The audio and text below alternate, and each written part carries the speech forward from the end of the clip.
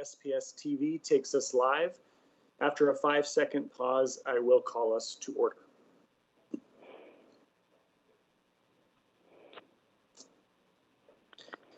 Tansi okimauki isim niminanitan uta ayayun. Hello, this is Director DeWolf. I'm so happy and thankfully here today. I'm now calling the October 7th, 2020 regular board meeting to order at 3 p.m. And to begin, we'd like to first acknowledge that we live and learn in a city that is the ancestral homeland, the Duwamish people, the Muckleshoot Nation, and the Suquamish Nation. We acknowledge them as custodians of this land since time immemorial. As guests, and in many of our cases, as settlers on this land, we extend our deepest gratitude and respect to their elders and ancestors, past, present, and future. So, Ms. Wilson-Jones, roll call, please. Director Hampson? Here. Director Harris? Present. Director Hersey? Director Hersey? I can see that Director Hersey's on, but I'm not able to hear you, Director Hersey.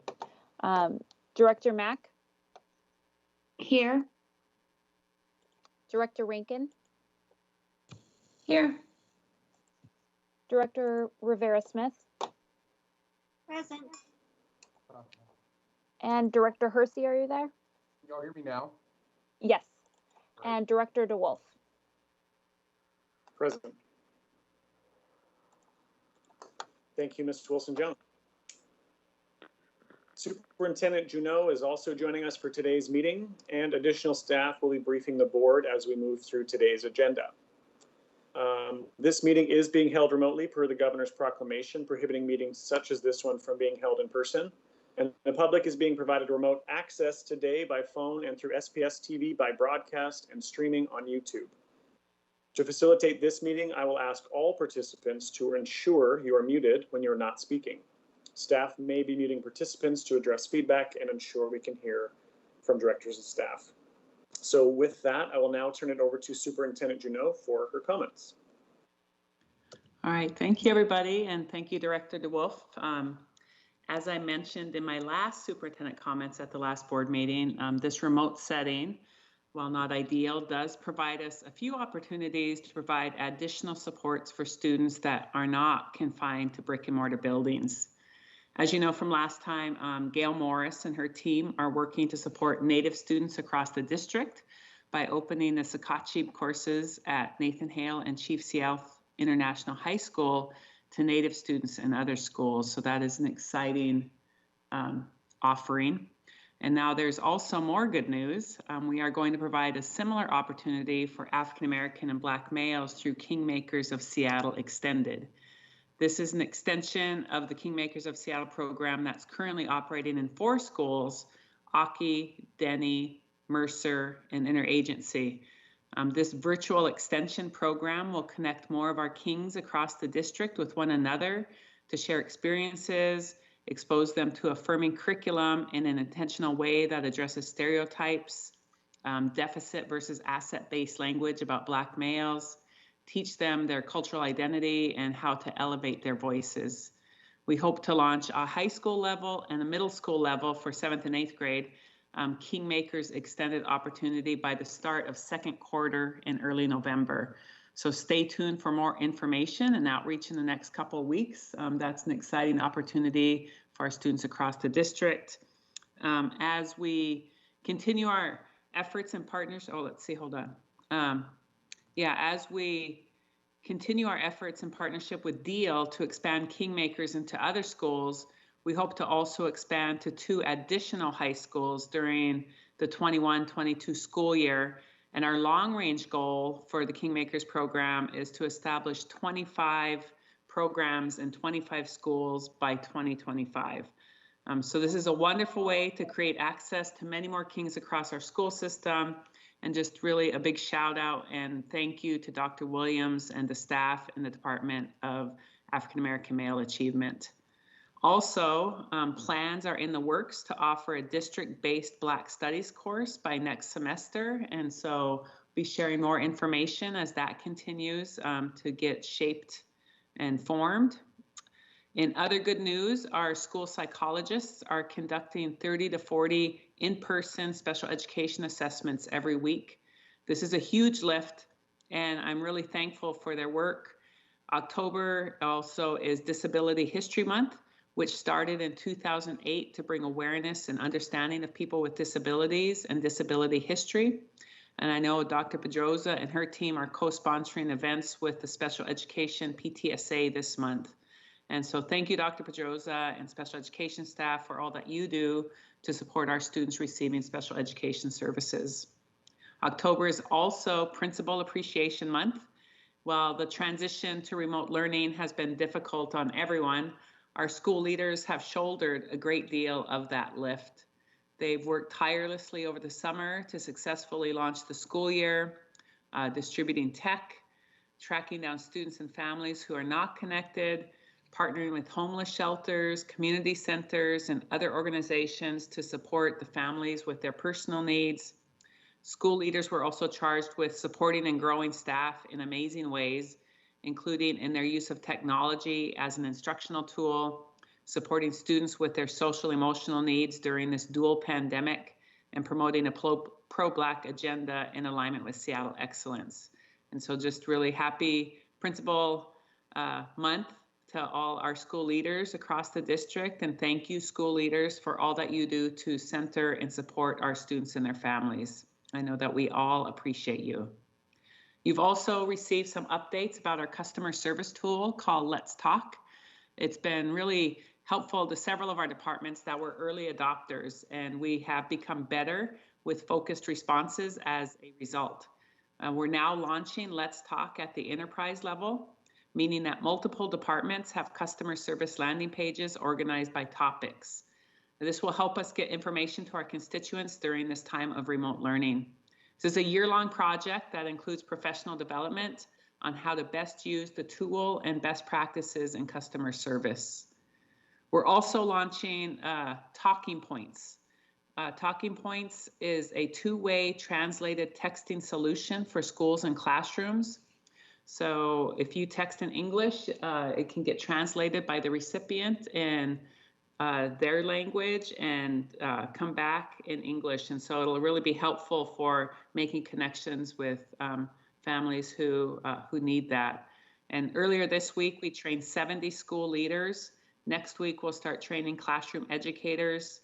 This tool supports seamless communication in over 100 languages for our EL families.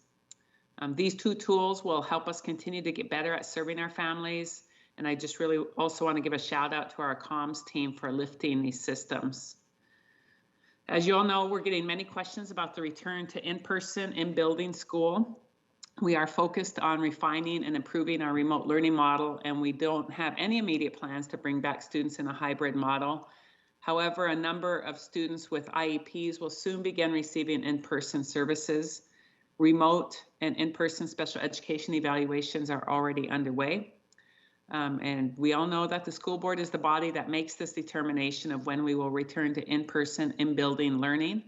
And we'll continue to work with the Seattle Education Association, the Principal Association, community, students, and families to determine if and when we should return more students to our physical classrooms. Our staff continues to closely monitor districts that have opened across the country to kind of see the trends and what's happening. And I know that we don't want to reopen our doors to then have to abruptly close them again. As you know, there are a lot of moving pieces. There are many things to consider. And I just look forward to working with you, board, to continue to navigate this pandemic while providing the best education possible to our scholars, no matter the context. That concludes my remarks. Thank you, board and Director DeWolf. Thank you, Superintendent Junot. We do not have a student speaker for today's meeting. Again, we will traditionally be having those. There was just some issues with scheduling, so we apologize for not having a student speaker today at portion. So we will now move to the consent portion of today's agenda. So may I have a motion for the consent agenda, please? This is Director Hampson. I move approval of the consent agenda. Director Harris, second. Thank you both. Approval of the consent agenda has been moved by Director Hampson and seconded by Director Harris. Do directors have any items they would like to remove from the consent agenda? President DeWolf, Aye. Director Harris here. I would like yep, to I was remove just number 7. pulling out. Okay, yes, number 7. Thank you. Okay, and I would like to pull number 19, which is approval to utilize funds from BEX 4 to fund a school-based health center project at Lowell Elementary School. Are there any more? Okay, hearing none. All those. Actually, No, I move For a approval of motion. the consent agenda as amended. Thank you, Director Hampson. Second. Thank you, Director Harris. Thank you both for keeping me accountable there. Approval of the consent agenda as amended has been moved by Director Hampson and seconded by Director Harris. All those in favor of the consent agenda as amended, please signify by saying aye. Aye. Aye. Aye. Aye. Aye. Aye. All those opposed? Okay, the consent agenda has passed unanimously.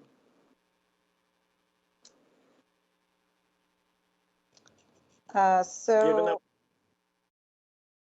oh, yes, Director Hampson. Oh, I was just gonna move approval of the, which one would you like to consider first? Well, we have about 3 minutes until public comments, so I'm Oh, curious okay. if I might just to read some of the kind of housekeeping for public testimony, and then I think by about that point it'll be 3:15, and then we'll come back to these items. Okay, got it. Thank you. Okay, so in a few moments we will begin public testimony at 3:15.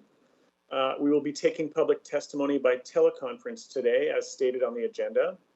So for any speakers watching through SPS TV, please call in now to ensure you're on the line when your name is called. Board Procedure 1430BP provides the rules for testimony, and I ask that speakers are respectful of these rules. I will summarize some important parts of this procedure. First, testimony will be taken today from those individuals called from our public testimony list and, if applicable, the waiting list, which are included on today's agenda posting on the school board website. So only those who are called by name should unmute their phones, and only one person should speak at a time. Speakers from the list may cede their time to another person when the listed speaker's name is called, and the total amount of time allowed will not exceed 2 minutes for the combined number of speakers, and time will not be restarted after the new speaker begins. In an effort to maximize opportunities for others to address the board, each speaker is allowed only one speaking slot per meeting. If a speaker cedes time to a later speaker on the testimony list or waiting list, the person to whom time was ceded will not be called to provide testimony again later in the meeting, as there is only one speaking slot per person. And those who do not wish to have time ceded to them may also decline and retain their place on the testimony or wait list. And finally, the majority of the speaker's time should be spent on the topic they have indicated they wish to speak about. So now I'm going to hand it over to Ms. Wilson-Jones, who will help facilitate public testimony with any final further logistical notes. Thank you, Director DeWolf.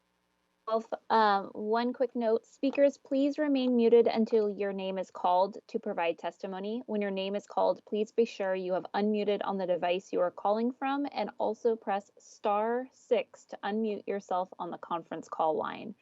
Each speaker will have a 2-minute speaking time, and a chime will sound when your time is exhausted, and the next speaker will then be called. We do have, I just believe, just about a minute or a little less before we reach 3:15, but our first speaker today will be Emily Churkin.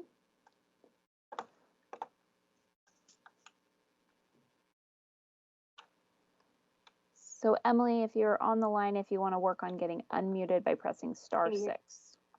Oh, can you hear me? We can hear you. Can you just give me just a moment to get the timer all set up for you? Sure. Okay, Emily, when you can go ahead. Thank you. My name is Emily Churkin. Thank you for changing the name of the Superintendent's Reopening Task Force to the Remote Learning Task Force. It was very misleading. Second point, the AAP recommends outdoor learning as a next best option to in-building instruction. What are the steps the school needs to take to pilot an outdoor learning program in this district? And can the district elaborate on these requirements and provide written instruction? 3, excessive screen time is harmful for young children, especially, and disproportionately affects children of color, as well as children with diagnoses like ADHD or autism spectrum disorder.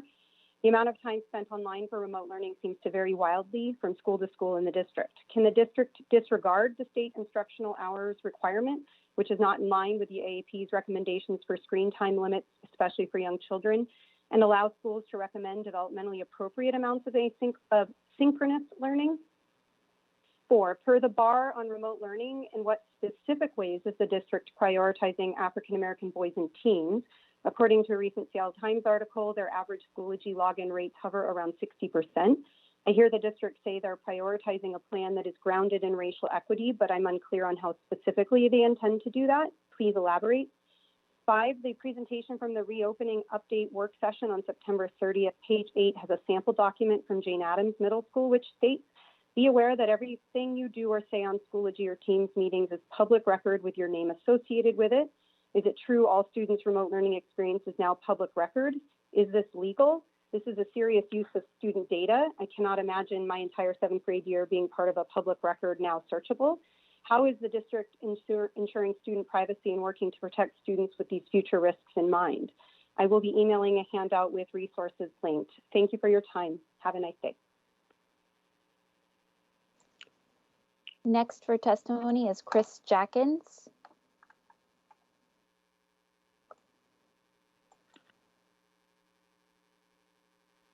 Chris Jackins.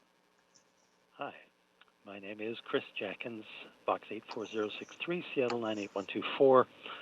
On the Superintendent Task Force for the Reopening Plan and Remote Learning. 6 points. Number 1, my thanks to the Chief of Staff for stating that task force meetings will be open to the public. Please include this in the board action. Number 2, the task force membership application period should not close, listed as 9 a.m. today, before the board takes action to authorize the task force. Number 3, prior to remote learning, some board members were proposing that students check in their personal electronic devices.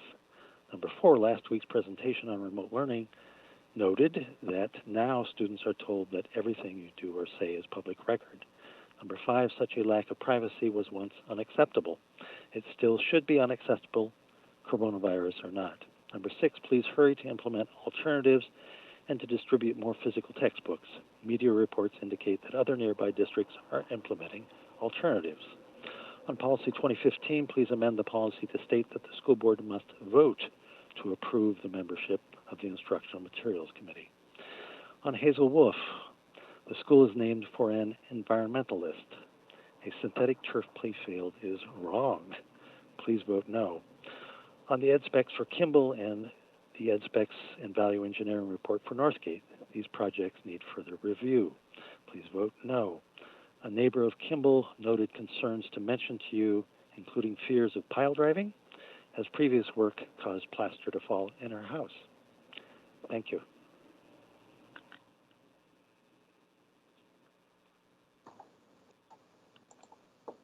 Next up for public testimony is Marina Gray. Marina Gray. Hi, can you hear me? We can. Okay, great. Hello, my name is Marina Gray, and thank you for having the time for me here. I'm a neighbor, community advocate, and past parent of a student at Lowell Elementary, as well as having been a PTA member and a board member and volunteer for the past 8 years. So I'm here today to speak in support of a proposal to fund the remainder of the cost for creating a school-based health center at Lowell Elementary. As a volunteer and member of both the PTA and the community, I've seen firsthand both the strength and resilience of that community and the challenges that are also faced by the students and families at Lowell. So I absolutely support the continued creation of the school-based health center.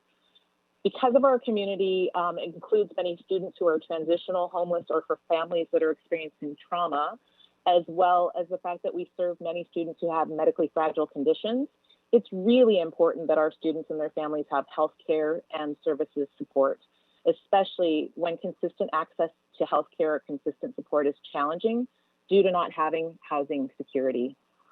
A school-based health center will help the Lowell community be better served for the needs of not only the school students and staff, but with the design that we've worked on, it will also support the students' families and caregivers, as well as their educators.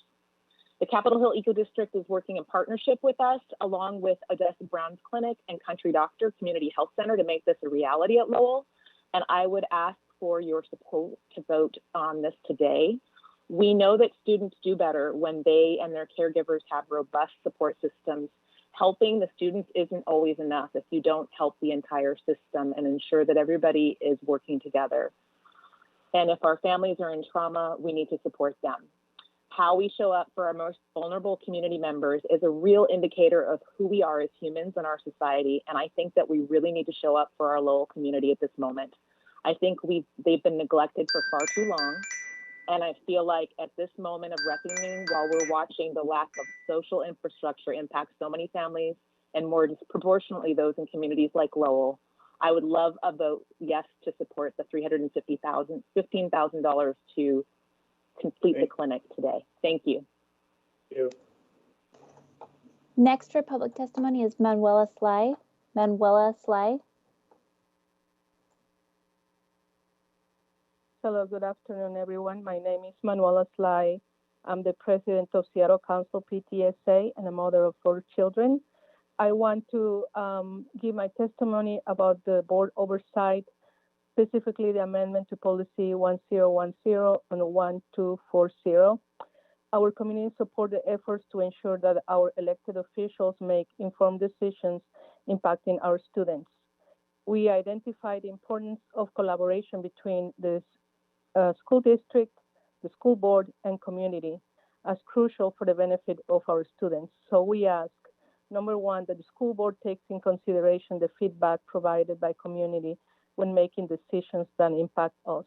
I know that you receive hundreds, if not thousands, of emails, and it really reflects the needs of our communities.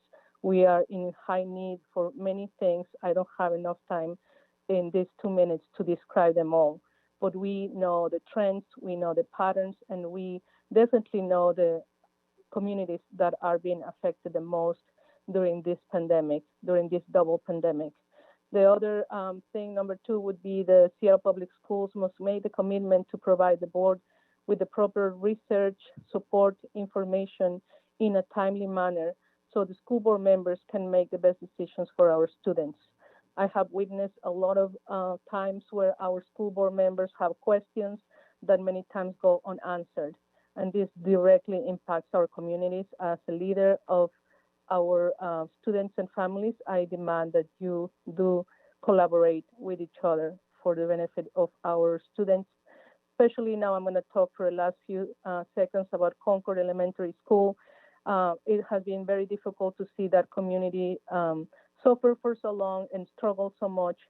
And right now, there's also the need to come together as a team. Seattle Council PTSA has been supporting the school, but we need the support of the district, the school board, and everyone else involved. Thank you very much. Thank you. Thank you. Next is Dustin Cross. Dustin Cross.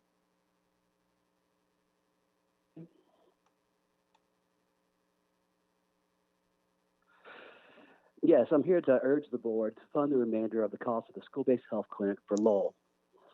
Often health crisisness are prior to becoming a teacher, I was an executive director of a nonprofit working with people experiencing homelessness in Seattle. Often, for those experiencing homelessness, it was a health crisis that led them to homelessness. And health issues served as a barrier to both accessing services and improving their situation. Lowell currently has around a quarter of our students who are reported to be experiencing homelessness. As we know, this is an underreported number. Our mobility rate is around 66%. Each year, 2/3 of our families and of our students either join or leave Lowell, or join and leave over and over as the families move around to try to improve the life of their children, our students. As a levy coordinator for Lowell, one of my goals is to expand relationships with our community partners to help Lowell become a true community school, the type of school where families who have lost their social safety net can rebuild one. The school-based health clinic is a vital piece to ensure the restoration of that safety net for our families. We've been in talks with our community partners about utilizing the school-based health clinic as a hub where families can be connected immediately and without hoops to services, to full wraparound services, shelter, food, clothing, basic needs, utility assistance, job training and placement. And we're even working on partnerships that will connect our families to priority placements for income housing. The school-based health clinic would serve as a hub where these needs could be met, where their social safety net could be rebuilt and restored. Together with the backing of the board on the health clinic, we can build a partnership that provides holistic care and transform Lowell into a true community school where both students and families achieve, succeed, and thrive. But to do that, we need your support. Sorry for the funding. Thank you. Thank you. Next is Mariah Mitchell. Mariah Mitchell.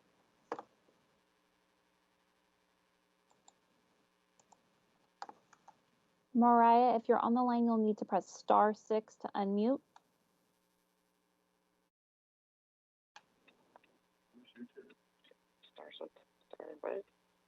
Mariah Mitchell. We can hear you.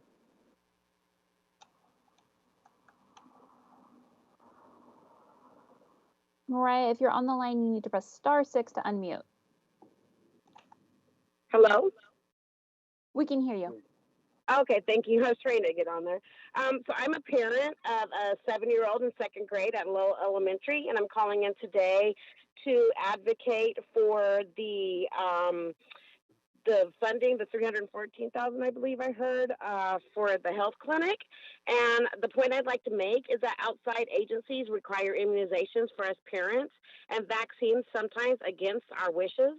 And a health clinic in each and every school would ensure that the school districts have a say in the child's health and well-being with or without outside influences such as CPS, the CDC, etc. And I think this sets the stage for a more objective choice for parents to either work with the school administrators and or outside factors and influences. And Lowell would make a great school to progress health clinics in schools such as Meany Middle School, who also has that, and has offered my other child, who's 13, a position on the student leadership board, enriching her childhood with healthcare practices and policies.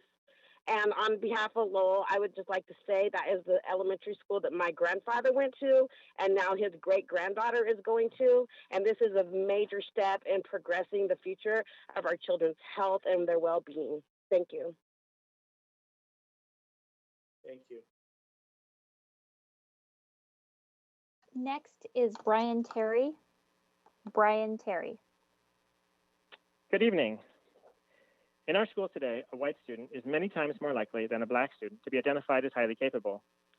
The mostly white classrooms that this creates are often placed next to mostly black neighborhood classrooms. This racial segregation hurts all of our students. Policy 0030, adopted 8 years ago, states that we will eliminate the racial predictability and disproportionality in all aspects of education, including underrepresentation in advanced learning programs. And yet, racial segregation and disproportionality continue to plague our advanced learning program. At the root of this is Superintendent Procedure 2190. It presents the framework for how we will serve our mostly white, highly capable students in mostly black neighborhood schools. While the framework itself impacts all students at these schools, the procedure is written only from the perspective of the mostly white, highly capable students, and mandates racially segregated classrooms as the best way to meet the white students' needs. The mostly black neighborhood students who suffer the resulting segregation are not mentioned in the procedure, as though they don't matter. Policy 0030 puts forth a powerful commitment to equity, but without concrete procedures, its impact is limited.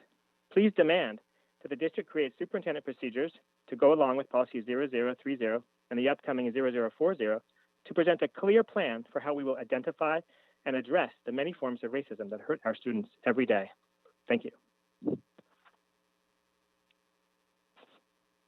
The final speaker on today's testimony list is Janice White. Janice White. Hi, this is Janice White. I'm president of the Special Education PTSA. Thank you, Superintendent Juneau, for mentioning earlier that this month is Disability History Month. And thank you, Director DeWolf and the school board for including people with disabilities in the amendment to Policy 2015 that you're considering today. The Special Ed PTSA is offering educational programs this month, and thank you to the Special Education Department, with whose support we will have ASL interpretation and translation into 2 languages for those events. We're also distributing an inclusion bingo game with links to content and activities to boost disability awareness, including many kid-friendly activities. I sent a copy of the bingo game to the board, and I hope that you will all be able to participate. It is disappointing, however, that we have seen very little recognition of Disability History Month by the district. A School Beat newsletter went out on October 1 to all families with no mention of Disability History Month. The Governor's Office of the Education Ombuds has adapted its disability history curriculum called 1 out of 5 for online learning, yet we have not heard of any schools in Seattle that are using it. We have not heard about guidance to principals regarding educational programming to offer this month about disability awareness and disability history. And at the same time, our PTSA is hearing from families that their students' IEPs are not being implemented remotely, that their students are not able to engage, that they are being told that in-person services can't be provided, and the list goes on. As you know, students with disabilities are guaranteed a free, appropriate public education by federal law. We are concerned. We want to know what is being done to guarantee these students equitable access to education. Families have known since the spring that many of our students with disabilities cannot access online learning, and we need more of a plan or policy on how their disabilities will be accommodated and by when. We ask that you talk to families and uncover the magnitude of the situation. Thank you very, very much. That was the final speaker on today's testimony list. Well, thank you, Ms. Wilson-Jones, and thank you to all of the speakers who provided public testimony today. That will conclude our public testimony for this meeting. So next we will move to the items that were removed from the consent agenda. So may I have a motion to approve, may I have a motion for item number 7?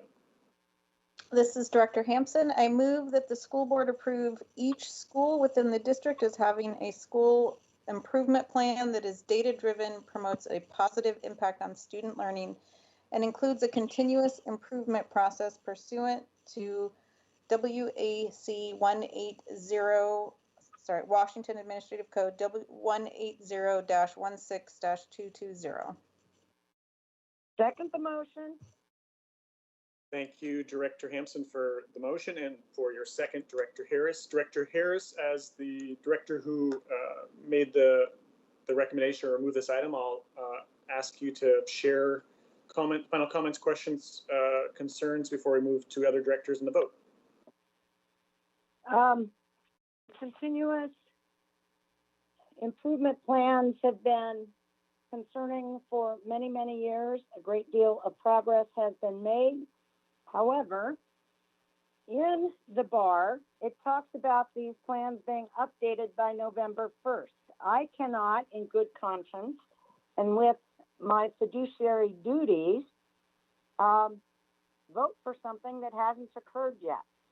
I might also, just from a very quick spot check, note that I found at least 3 schools that indicate their CSIPs were approved in 2019 and their goals were to be accomplished by June 2020. I noticed that in the Washington Middle School CSIP, there is not one word or reference that I could find to the Technology Access Foundation partnership. And it would seem to me that given all of the work put into it, given all of the controversy, that we would want to, in fact, call that out. Again, this is work product that has not been updated, and I absolutely, in good conscience, cannot and will not vote for it. Thank you. Okay, we'll move to directors in order here very quickly. Director Hampson. Can you come back to me, please? Sure, Director Hersey. I don't have any questions on this item. Thank you. Okay, Director Mack. I had the opportunity to look at the updated bar, and I did appreciate that the schools were actually listed. I echo and share Director Harris's concerns, and I have the additional concern that this bar is supposed to be the annual approval of schools, which is our technical duty to approve the list of schools, not just the CSIPs, but we are actually saying these are our schools in our district as a board, and that's something that is required by state law. And that the motion doesn't say that. So I'm joining with Director Harris that this bar is not ready. Okay, thank you. Director Rankin.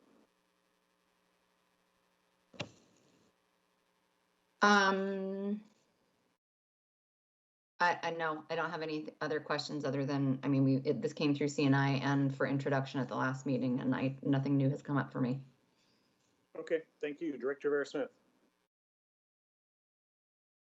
Thank you. Yeah, I'm trying to do some really quick research based on the information from Director Harris, and I don't know if I'll be able to sort through it in time for a vote here, but it sounds concerning. I definitely would like to. I don't know if Mike is here or anybody can maybe give us any information concerning Director Harris's concerns. And staff members want to maybe speak to those concerns? I don't know.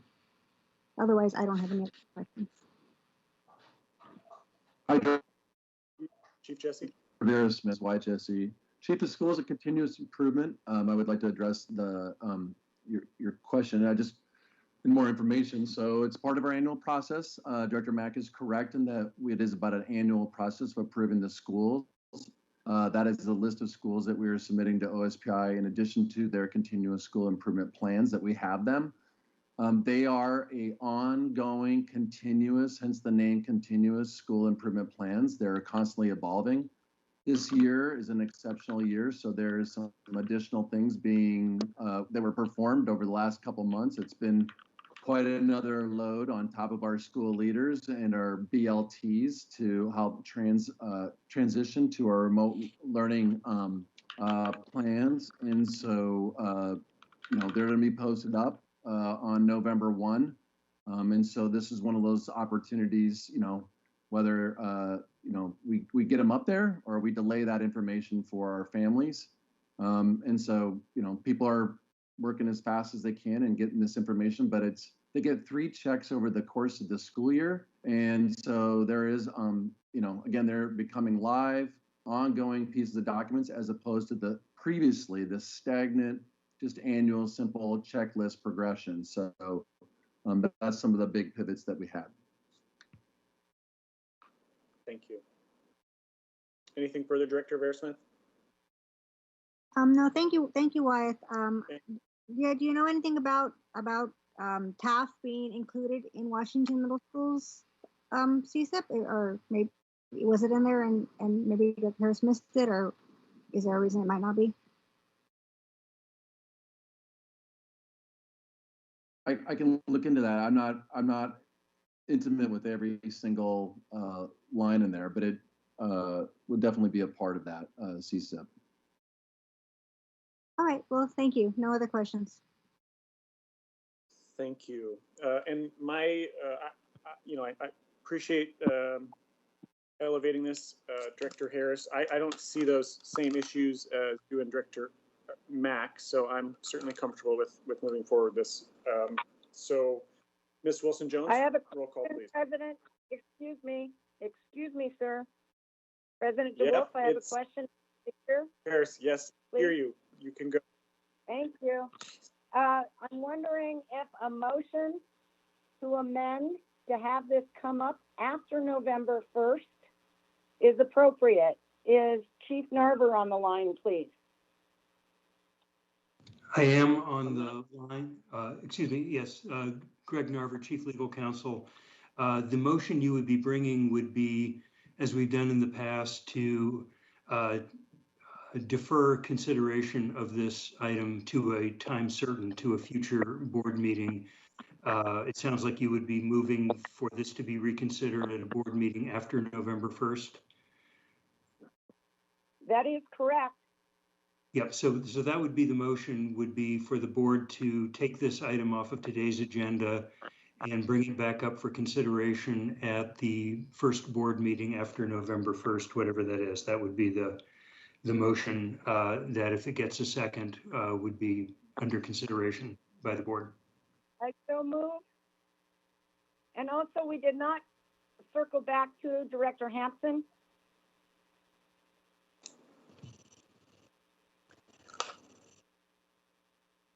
Director Hampson, any final comments before Director Harris does her motion?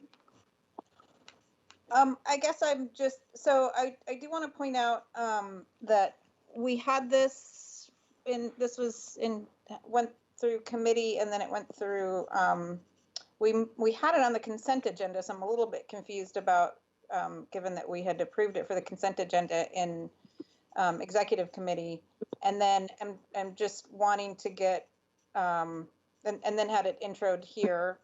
So I'm trying to get clarity on what the code requires in terms of our approval. It sounds like maybe the motion as written isn't as accurate as it could be, and that if is it that it's by November 1st, because that's not actually in the motion. So I'm a little confused about that, and if we could simplify it so that we can get it done, that would be my preference. I can clarify my concerns. When we talked about this in intro, we did not have the CSIPs attached to the bar. They've since been updated. The other issue is it is referenced as a November 1st issue. I believe in the past, in talking about the CSIPs and previous boards, not ones that I've been on, have suggested we just have to approve that we're doing it. They don't have to be correct, which I think is a huge ethical and moral failing.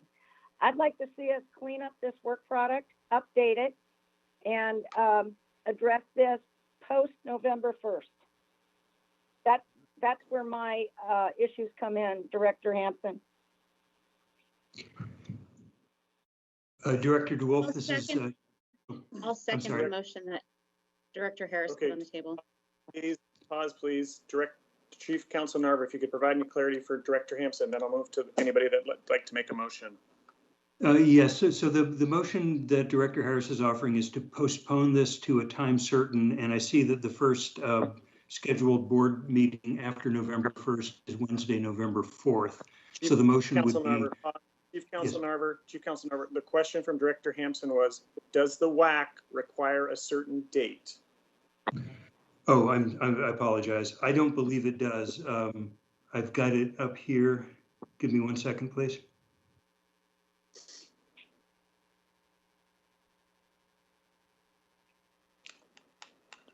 I see it being approved annually. Maybe Chief Jesse knows more about it, but I do not see a November 1st date in the WAC. Does that provide more clarity for you, Director Hampson? Yeah, I think I was just trying to confirm that that what it sounds. I think it's important that we do understand what the WAC requires. That it is that we confirm that each school has a CSIP, which is different from the reasonable request that it is a current CSIP. and that we do it annually, but there's not a specific timeline. But we have a district timeline that may or may not be in policy, I'm not sure, about the November 1st CSIP. There are multiple timelines that intersect with the CSIP process. So those timelines go all the way through the year. So one of the reasons it pushes this timeline is because we usually get the state scores. We usually get our assessment scores late. They usually come in August. So then there's some pivoting that schools do updates. That didn't happen this year. So that's why this cycle pushes. And the state has informed us that they do need to be delivered on the fall. And I do believe that Chief Berge can also shed some light around some of the requirements of having CSIPs on file and having those recorded for around Title I funding.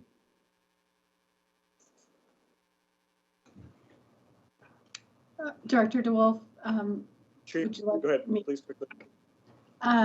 Yeah, I would need to check with Michael Stone. I think our understanding has been the I-grant system may have a due date of October 31st. So I'm going to check with him right now, just for a moment.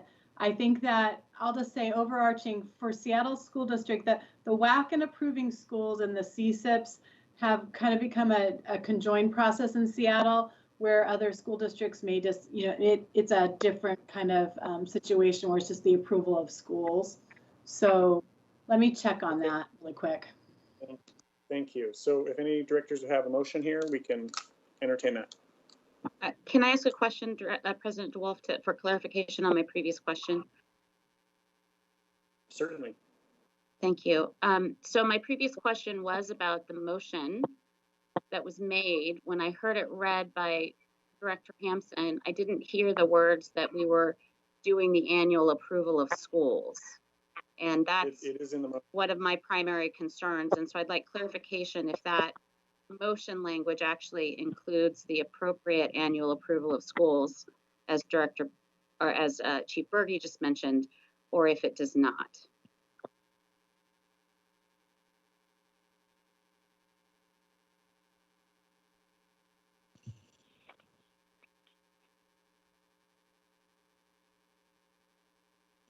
Chief Narver or Starosky?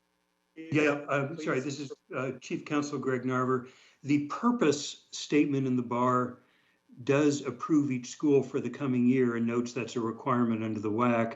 The motion language is I move that the school board approve each school within the district as having a school improvement plan. That is one element of the WAC, but approval of the schools is a second element. And so there could be an amendment offered to the motion language to make sure that it encompasses both aspects of the WAC, approval of the schools and also approval of if each school is having a school improvement plan. And just for clarification, it doesn't currently have the language that says we are doing the approval of schools. It's in the purpose section, but not in the motion section. Okay, thank you. So we entertain a motion here so we can move forward to other items on our agenda today. I move that we delay the approval of this bar until November 4th, which gives us an opportunity to update the CSIP, and that additionally we add to the motion approval of schools to take care of the second part of the WAC as just referenced by Chief Narver. I second the motion. Okay, this has been moved by Director Harris and seconded by Director Mack. Do directors have any final comments or questions before we move to a vote? This is Director Hampson. Director Rankin still has her hand up. So does Director Mack. This is Director Rankin. I just wanted to remind folks that this did come through CNI and that we had a lot of this similar discussion and moved it through with recommendation for approval, and that we also had similar discussion on these same topics when this item was up for introduction, which is just to say, I don't know what communication is missing, but I imagine staff is kind of frustrated about having to go over it again. And I'm just kind of a note for how can we kind of tighten up this process a little bit. And this is Director Hampson. My only concern with the motion is that if we move it to another board meeting, that we actually needed to have approved it. We don't have that information right now, according to Chief Berge, but that we needed to have approved it by the end of October. So we have a motion on the table. If there's anybody else. Director DeWolf, this is Chief Counsel Greg Narver again. One option would be for the board to table consideration of this motion for the time being, waiting for a report back from Chief Berge on what she's been able to learn about a possible October 31st deadline, and table this while you move on to the next item, and then the board could take this item up again. That's my suggestion, actually. I would like to do that. Second that motion. So, Greg, what do we need to do from here? Is it just I think approval? We can move? Yeah, I think you can just do a motion to table this item pending report back on information about the deadline. Call for a vote on that. If it passes, then move on to the next item. this is Director Hampson, motion to table. Second. Okay, the item has been moved by Director Hampson and seconded by Director Harris. All those in favor signify by saying aye. Oops, I'm sorry, Director Jones. I'll let you take over. I'm here for that. Director Hampson. Aye. Director Harris. Aye. Director Hersey. Aye. Director Mack. Aye. Director Rankin. Aye. Director Rivera-Smith. Aye. Director DeWolf. Aye. This motion has passed unanimously. Okay, thank you. We'll now move to the next item removed from the consent agenda, which was item number 19. So do I have a motion for this item?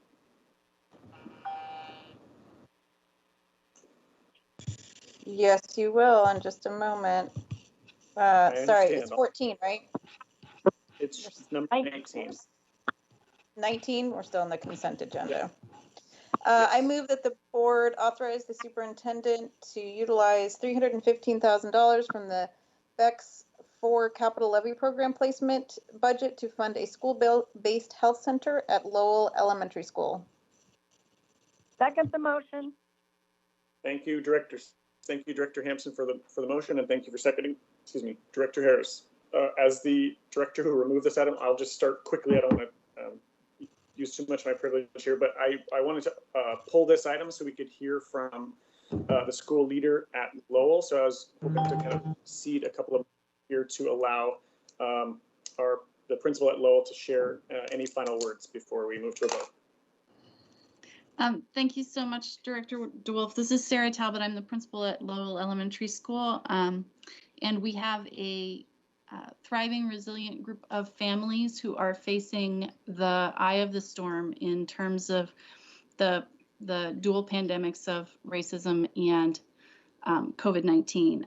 A school-based health clinic, as testimony said, would be the seed of a hub for a truly vital community school where community-based organizations and government programs can be accessed by families, where families can support each other and connect with each other and give back to the school as well, and volunteer and be involved in their students' education, because the workload of running around to access basic needs would be reduced by accessing them at the school building.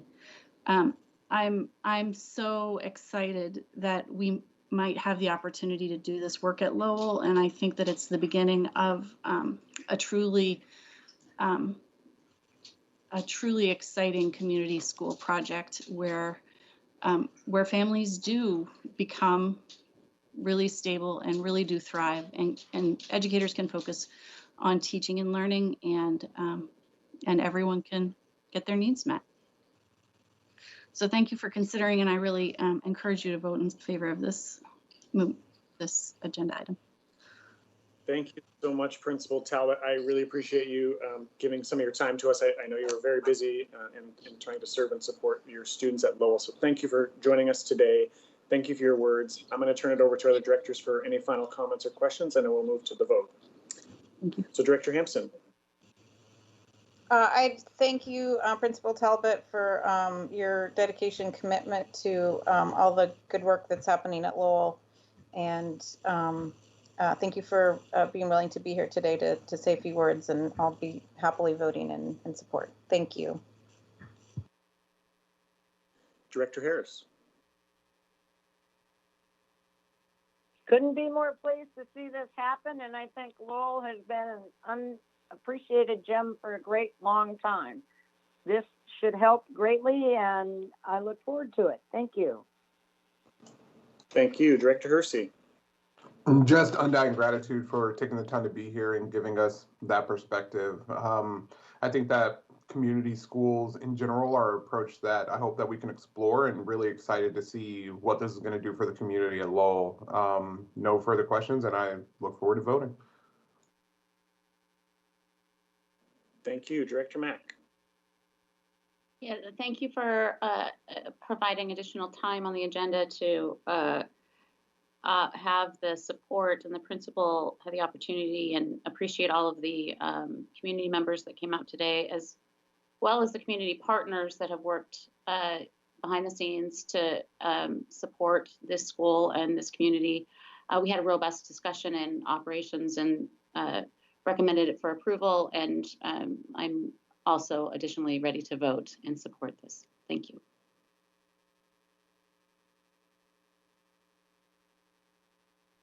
Thank you. Director Rankin.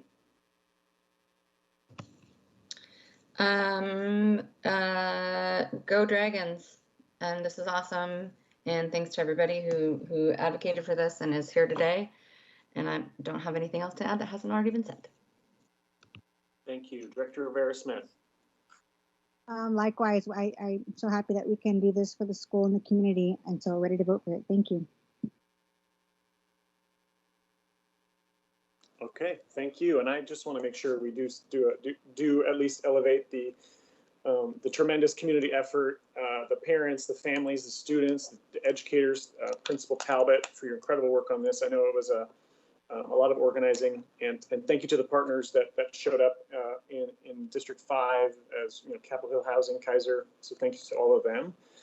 Ms. Wilson-Jones, turn it over to you for roll call vote, please. Director Harris. Aye. Director Hersey.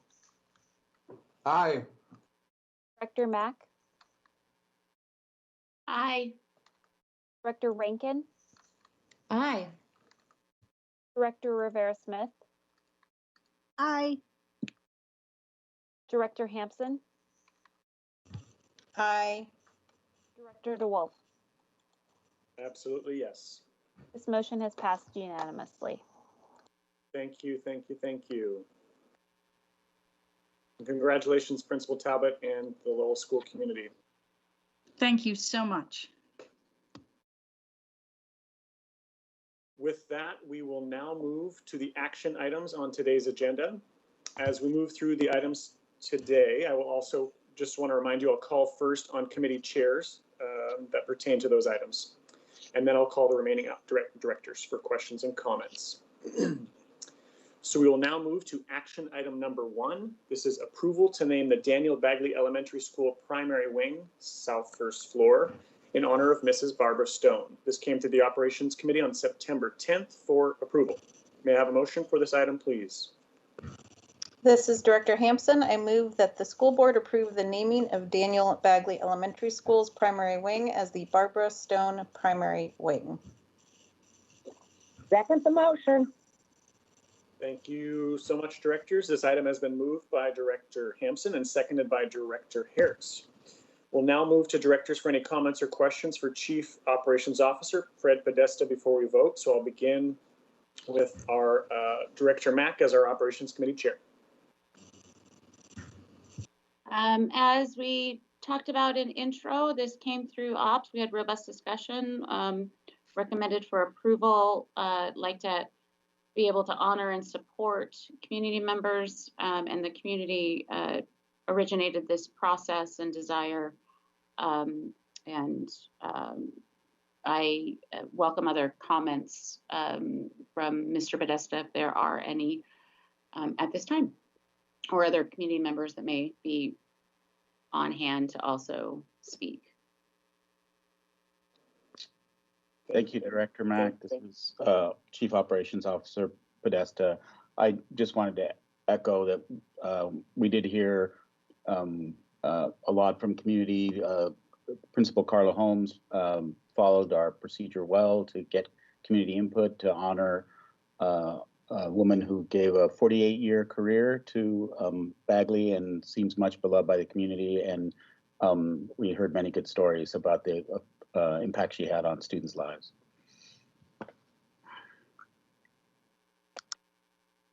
Thank you, Director Mack, and thank you, Chief Podesta. We'll now move to Director Hampson.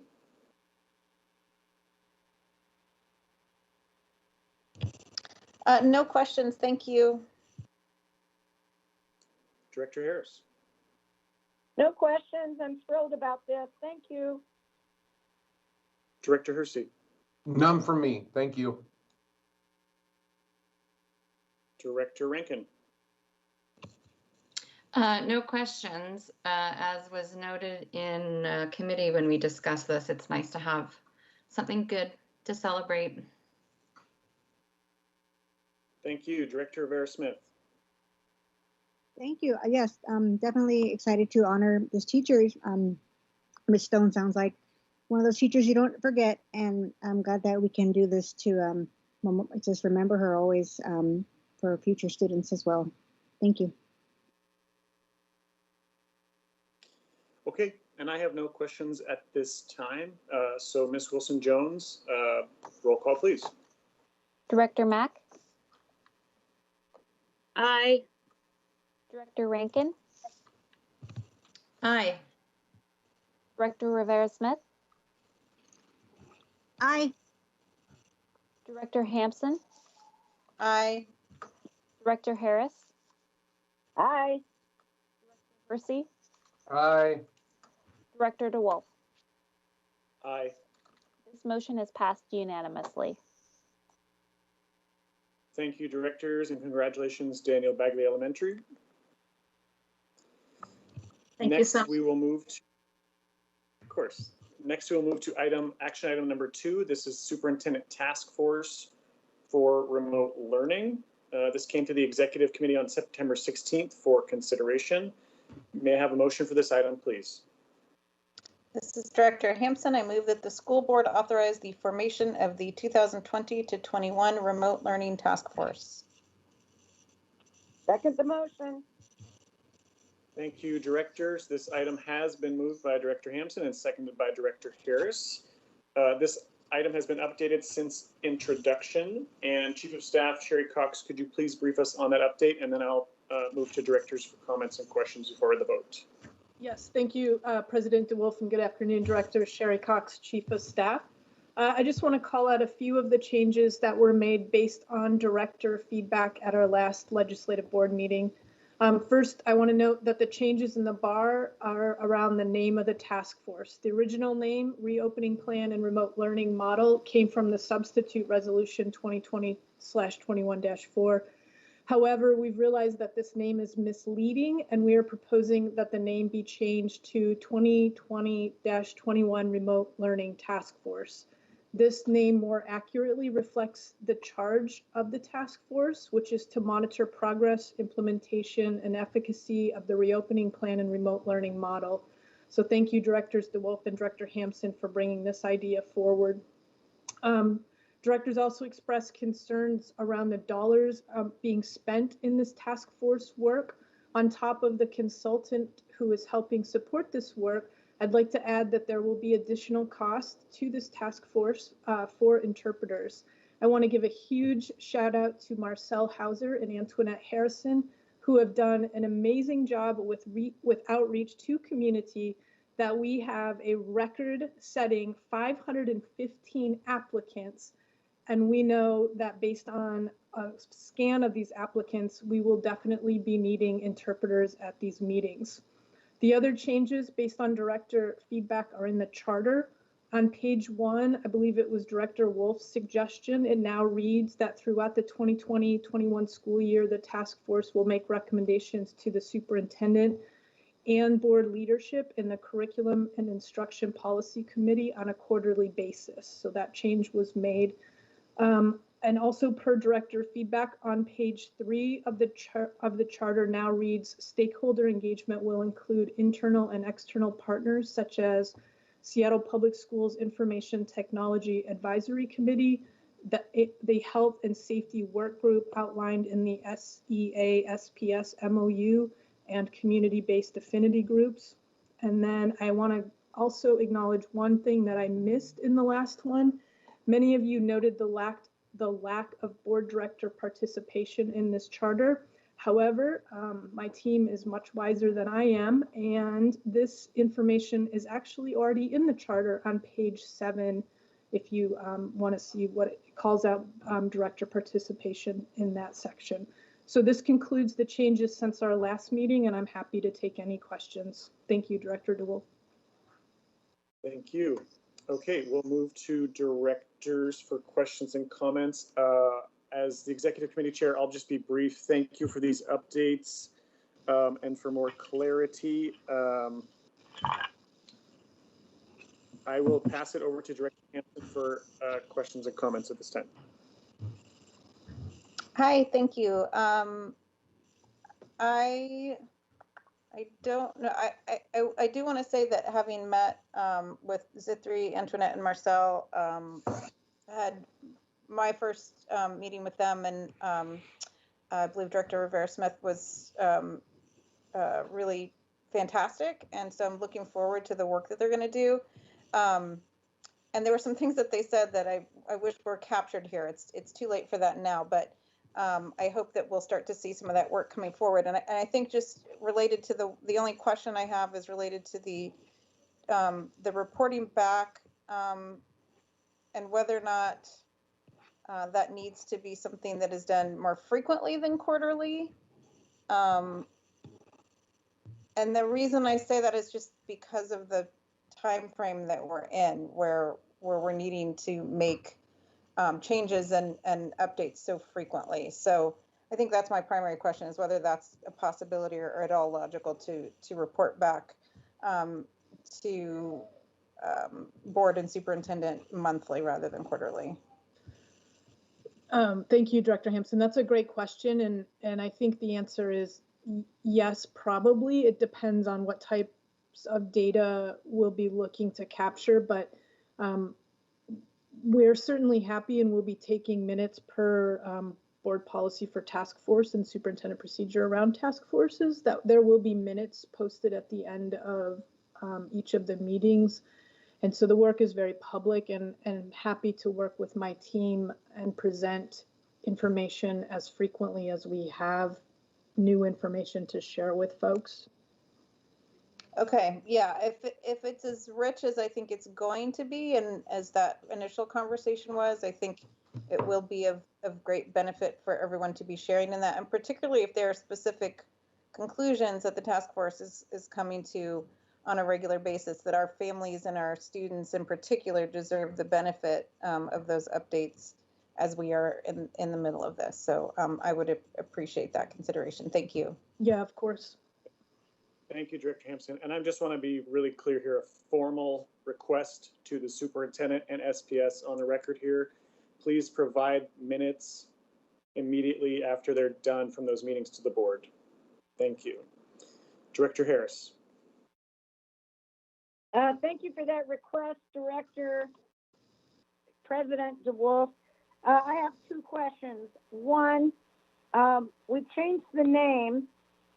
So are we going to do another task force for reopening of schools, because the community, and understandably so, is asking us for transparency in what we're going to do, and given all the different districts, whether or not I agree with them, and frankly I do not, are talking about reopening. So where does that land in this conversation and continuum? Second, Ms. Cox, you've talked now 2 or 3 times about your team. Can you tell us who is on your team and how that's made up? Thank you. Absolutely. Thank you for both of those questions. Director DeWolf, I actually want to defer to you on her first question about the meeting that has been scheduled for next Wednesday. Do you want to talk about that, or do you want me to talk about that? Yes, happy to just give some context. Director Harris, thank you for that question. In an effort to kind of holistically and thoughtfully engage with the topic that you described in your first question, Director Harris, I asked the superintendent if she could reinstate or reestablish the leadership group meetings, the leadership group from last spring. And so that was representatives from SEA, PASS, students, board, and staff. And so those discussions, I think about as we look to develop a timeline or to think about that planning, I will hopefully be able to provide some more information after our meeting next Wednesday. But it is something we're absolutely, at least on our mind, and this was my first attempt to get that conversation rolling. Thanks, Director DeWolf. And then Director Harris, do you want to follow up on that? I did want to follow up on that. With respect to the quote-unquote leadership group of last spring, I understood that to be the entire executive committee, of which I am ostensibly a part of, and I would like to know whether I will be included in said same conversations. It actually was an executive committee. It was the C&I chair, myself, and Director Hampson. Thank you for the clarification. Director Harris, Director Harris, I can answer the second question that you asked. I believe you sat in with the wonderful leaders of the task force to date. Zithri Salim is our outside consultant, and then Marcel Hauser and Antoinette Harrison are our 2 staff members that are supporting and lifting the work to date of the task force. I will also note there's a whole lot of staff working behind the scenes to develop processes for screening 515 applications for this task force. Ms. Cox, will any board representative be part of that screening process, as has been in the past for task forces?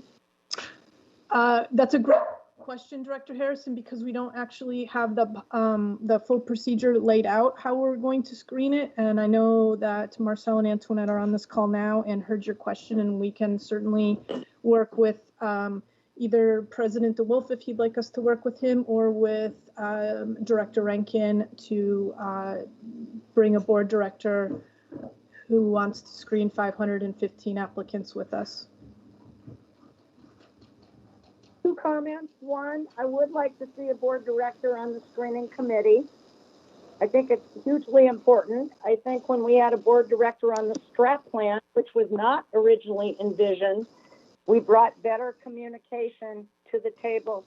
Second, I might say that my conversation with Salim, Marcel, and Antoinette was most impressive, and I am very grateful for that. Thank you.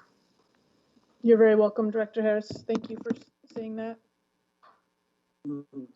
Thank you. Director Hersey. Hey, hello. Thank you so much. My only question is mostly for community, given that we do have a record-breaking number of applicants. If we could speak to a little bit about what the selection process will look like and how we can ensure balance on various metrics, including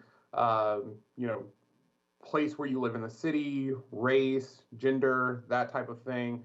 That would be greatly appreciated, because I've been receiving questions even as late as this morning around those types of concerns. So if you could just speak a little bit to what that process looks like, given that many of those applicants will probably have never served on a task force before, that would be greatly appreciated. Sure, and thank you for that, Director Hersey. The charter does lay out some of the high-level selection processes, like it talks about the due date, and then it will be reviewed by a committee of people between October 7th and October 12th. And then it says the review, I don't want to read it to you, but it is on pages 7 and 8 in the charter, talks about some high levels. I'll be honest, we did not anticipate the number that we received. And so we are working with our legal department, for example, to ensure that we have a process that meets all of the legal requirements that we need to ensure, as well as our commitment to centering our families furthest from educational justice and our students, and in particular, our African American and Black families and students.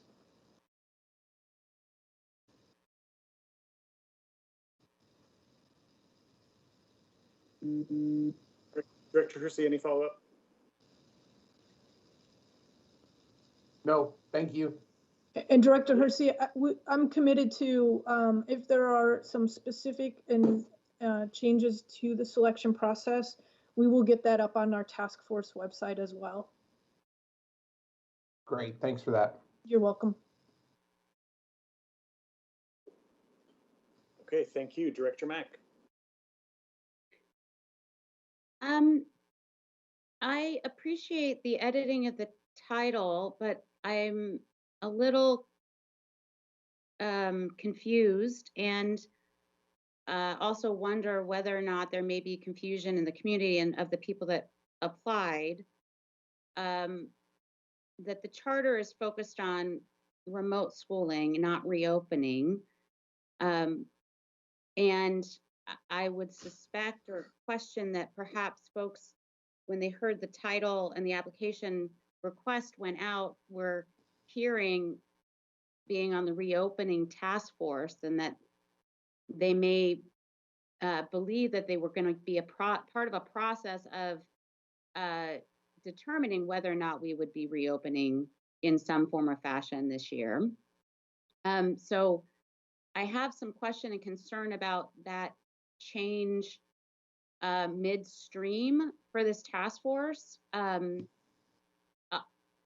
But mostly I'm really concerned about that we don't. I had thought that this task force was going to be part of the process by which we would have the conversation about whether or not we reopen in person. No. And I'm a little disturbed to hear that that process isn't in place, and that process isn't really a board process. I'm confused. Director Mack, I'm happy to clarify. I'm happy to clarify. I'm confused by what you shared about starting some meetings and leadership team and all of that. And the community is asking for what our plan is. And okay, thank you. Yes. Okay. So in the substitute resolution that we all approved this summer, it had the word reopening in it because there was a reopening plan template provided by OSPI that we needed to kind of walk through. We had a very long meeting, if you remember, in the summer. In that resolution, I certainly was advocating hard, and I'm glad it was there, I wanted to add a task force that would oversee how remote learning is going throughout the year, so that there was a feedback loop in case we needed to improve, refine, revise to better serve our students. That is the intent in the resolution. That is well noted in the charter and in this bar. I'm not sure what it says on the website. I would assume or presume that there may be people that looked at the word reopening and potentially thought that. However, over 500 people applied, so I imagine we'll have plenty of people to choose from. Again, I'm not part of that process, but this has always been about the remote learning and being able to improve it as we need to, kind of over the course of the year. Yeah.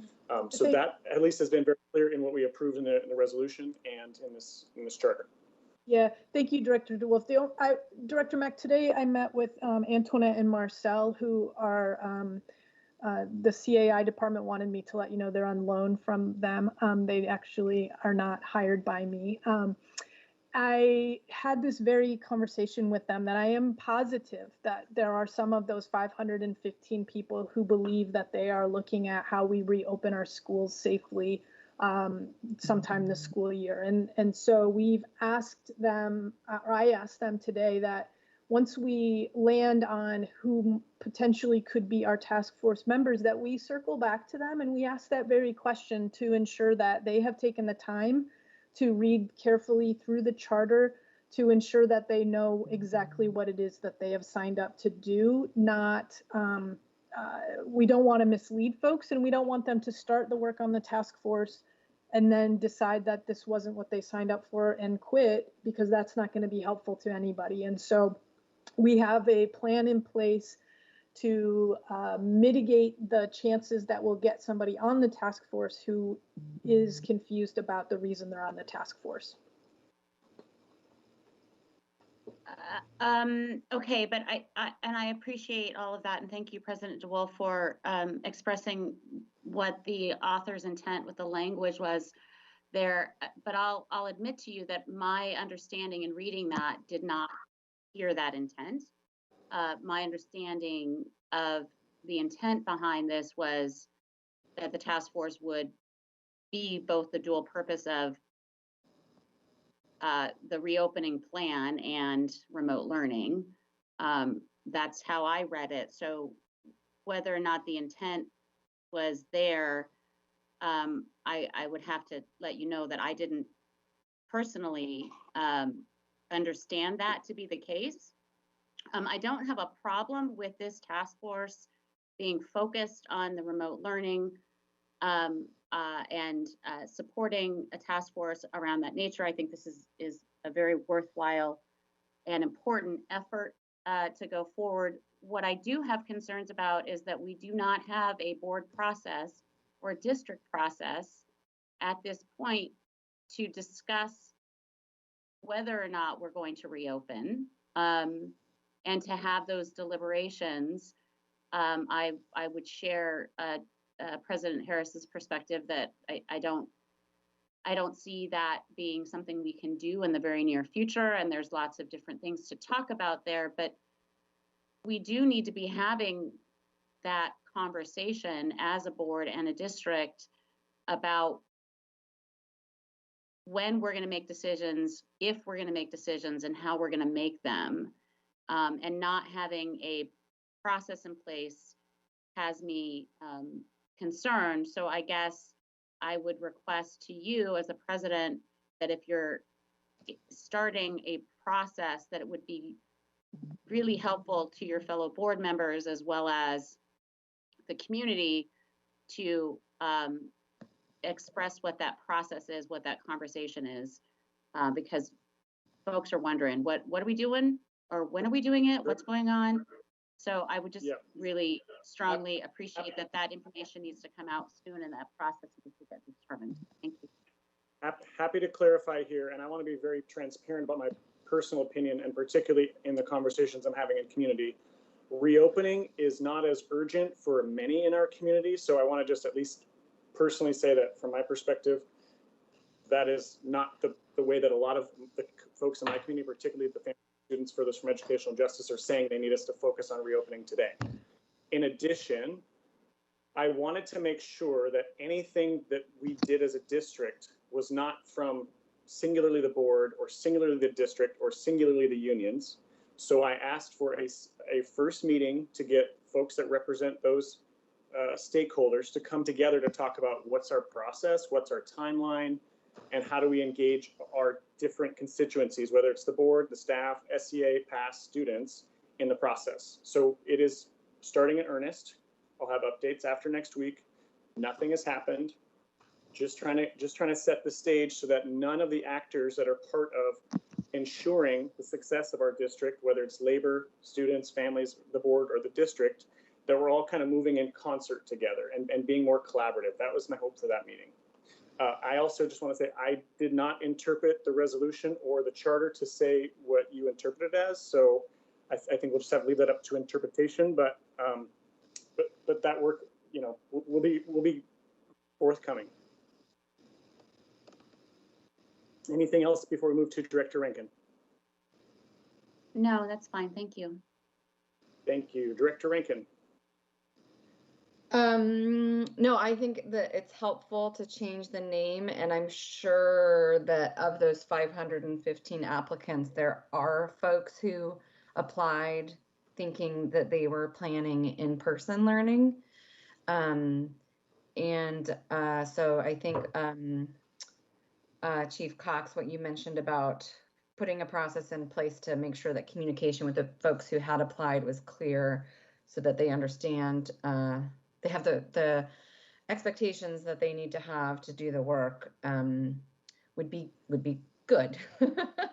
I also, reopening, we're open. School is happening.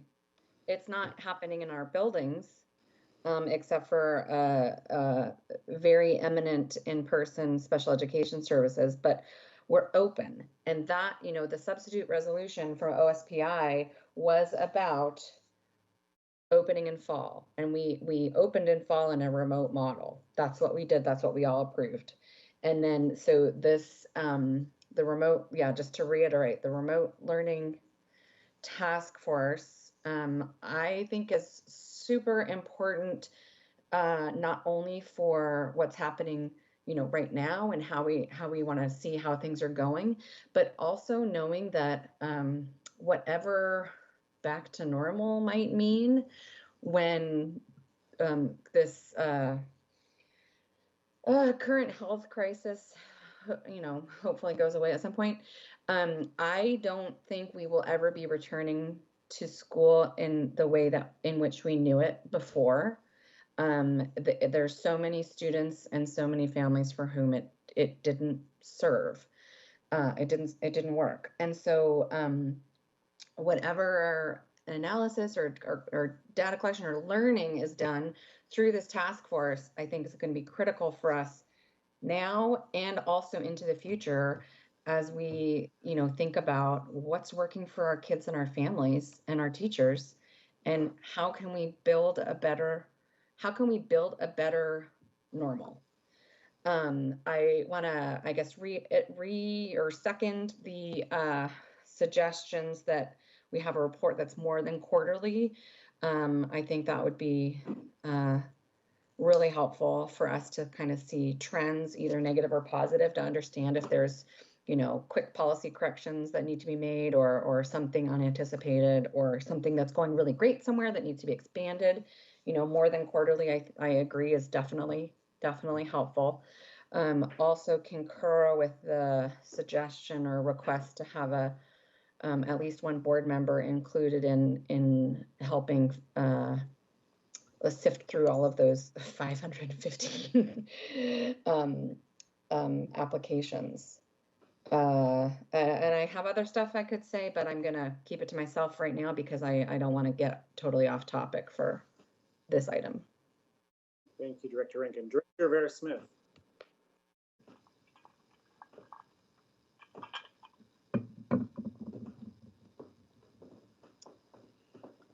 Director Vera-Smith, you might be on mute.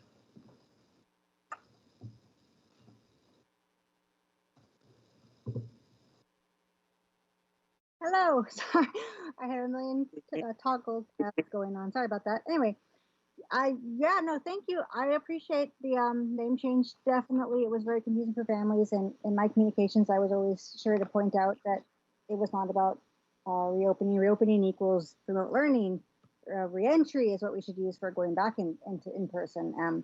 So thank you for that clarification and that. And I did take a look at the application, and it had a lot of, it asked for, it wasn't just a check boxes sort of application. There was actually like short answer questions in there. So hopefully that was able to weed out people who were misunderstanding the purpose of the task force, and hopefully that does help you have the right people who applied. Clearly there'll be some who still were misunderstanding. So I wish you the best of luck weeding through those in 5 days. That's a lot to do.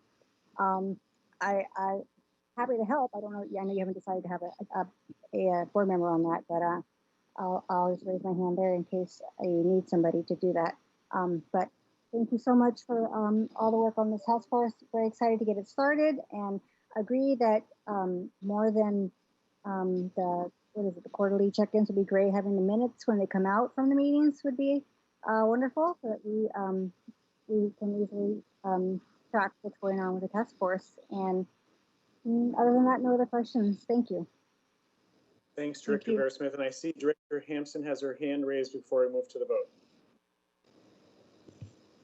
Hi, yeah, I just want to put a request and a encouragement to all of us as staff, as board members, as community members to make the language shift. It is naturally confusing because what we did starting in June, as soon as the school year ended, was we started working on the quote unquote 2020 to 21 reopening plan as was required by the state of Washington.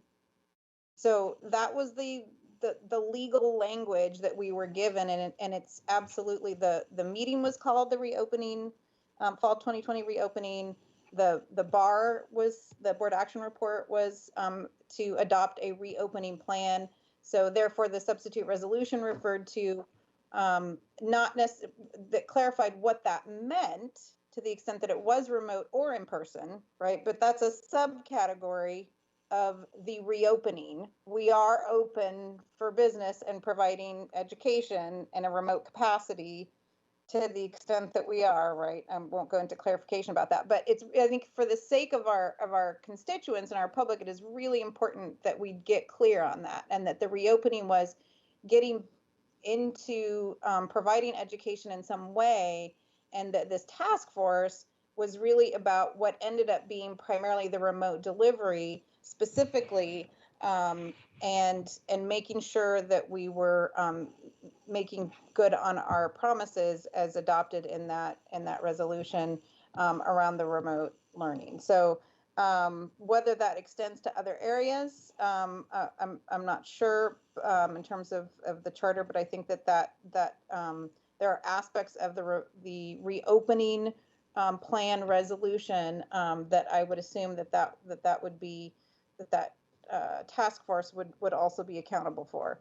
And then absolutely want to echo everyone's concerns that whether we are anywhere on the spectrum of that, we need to be providing of whether we will be going back or think we should be going back in person, that we need to provide some clear communication to community about where we are with that and where we plan to be with that, which is why the request was made to restart the leadership team as a step one, and ideally a collaborative step, so that we're not like we were in the spring operating in a vacuum or in silos and then heading into bargaining again, for example. So so I'm hopeful that we can actually have joint discussions and pretty quickly get to some clearer communication, because I agree that our families deserve that. And I think that is the intent, and we should all be talking about that with our constituents and with each other, and trying to get information out as soon as possible. Thank you. Thank you. Okay, with that, Ms. Wilson-Jones, roll call, please. Director Rankin? Aye. Director Rivera-Smith?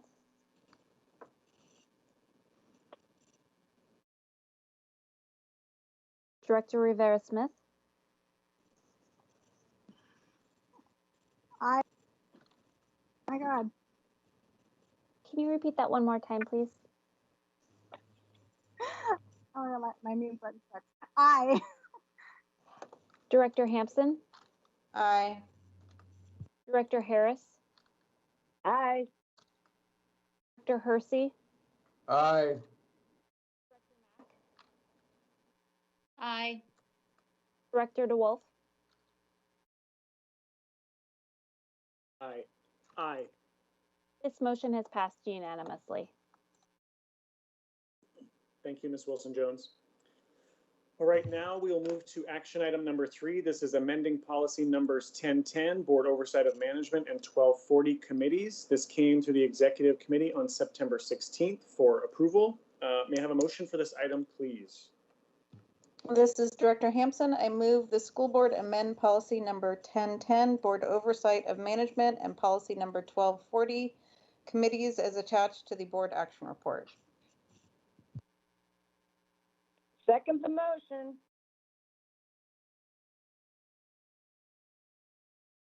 Thank you, directors. This item has been moved by Director Hampson and seconded by Director Harris.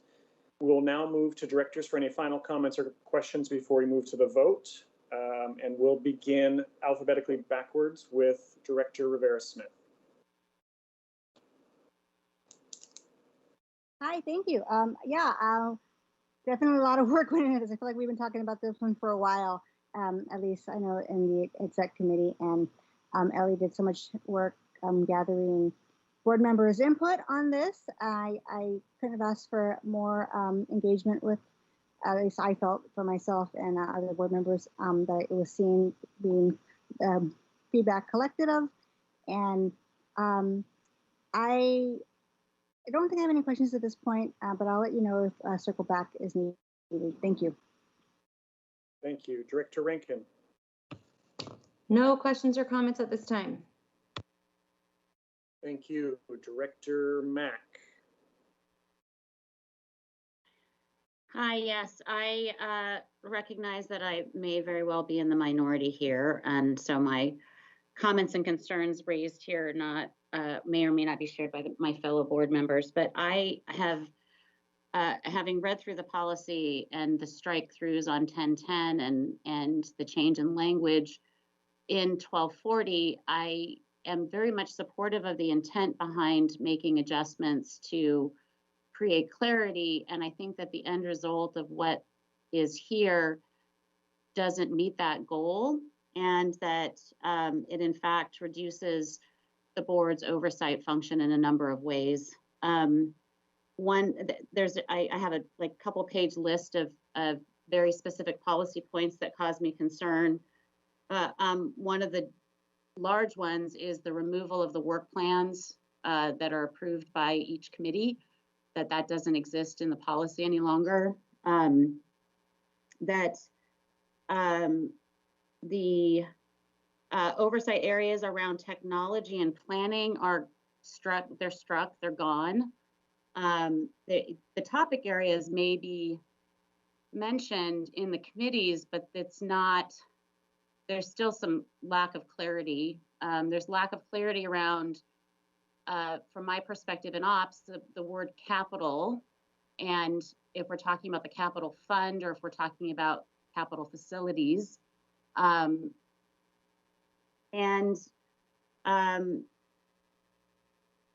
The removal of the new operations data dashboard, I'm not sure what happened to our academic scorecard, but that's gone, and we have less consistent information going forward to be able to provide oversight.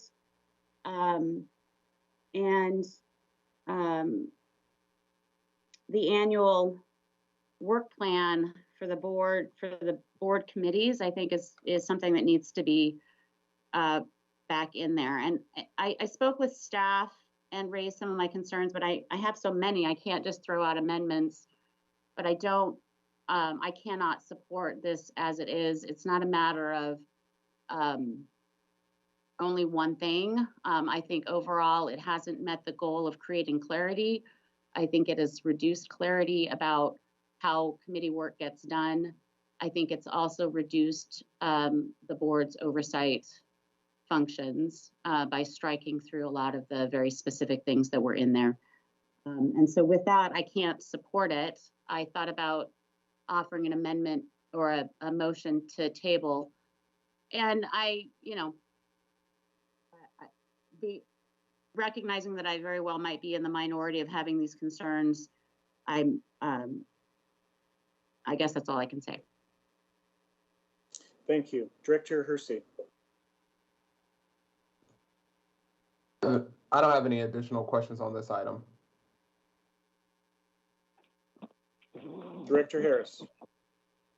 Okay, my big concern on this is on page 2 of 8, and I'm going to read the paragraph. For committees of the whole, portions, excerpts of the paragraph.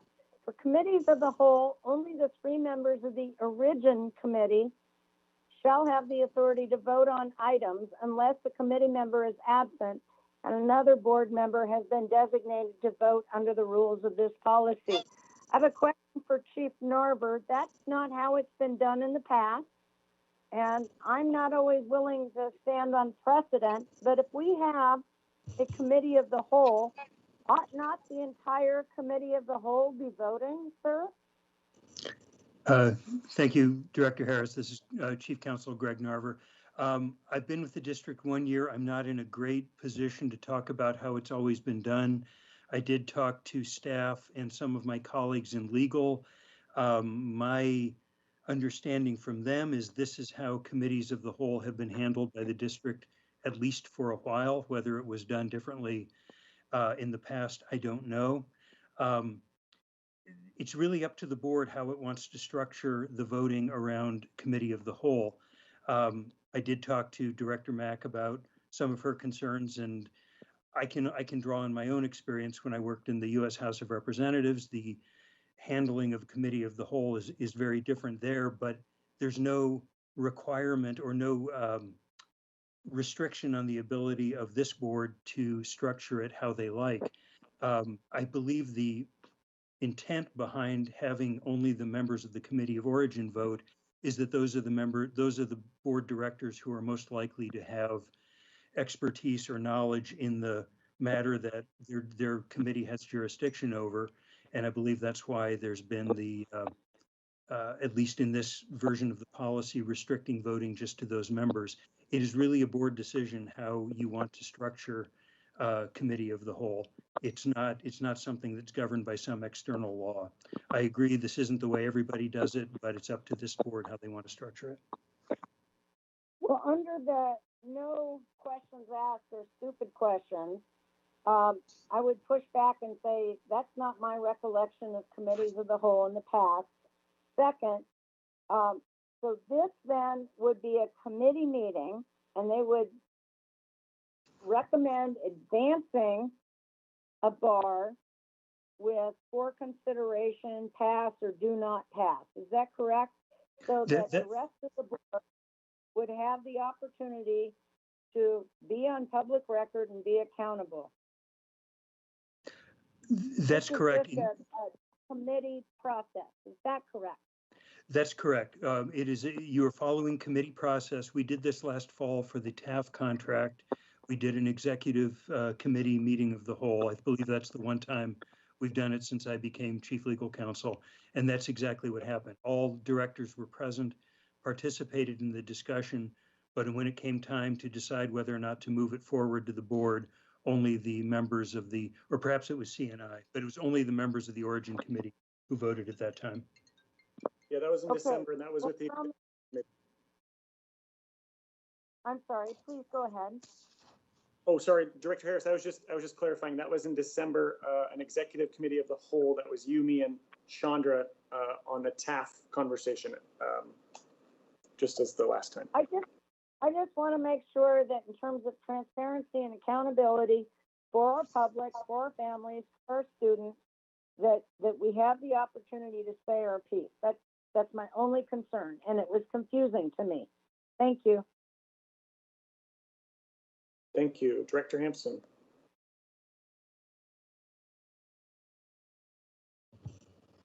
Thank you.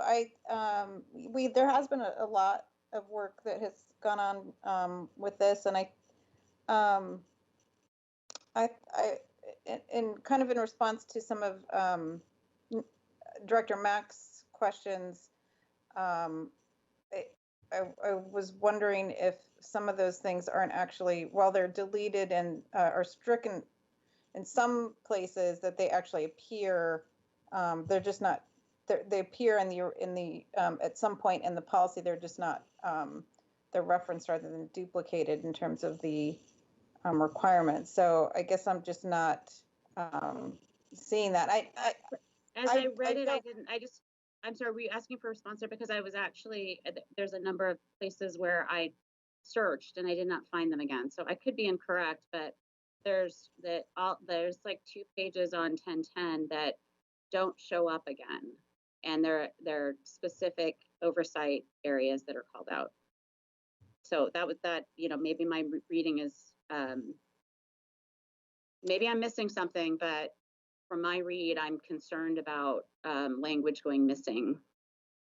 So thank you. Yeah, and I guess I would just ask if Ellie wanted to speak to that at this time, because I felt like, well, I had originally had some of those concerns that they were actually alleviated once we went over it, and that this really was about clarifying, trying to provide some clarity for the sake of staff and board work on the committees, and that while there are other aspects of these 2 policies that I believe still need a lot of work, that I tried to maintain or keep my concerns to the matter at hand, and that it was a almost impossible task to provide that clarity. And so for those purposes, I'm satisfied with where we are right now, but I do believe it'll have to be revisited in the not too distant future. That's all from me. Thank you. Thank you. Ms.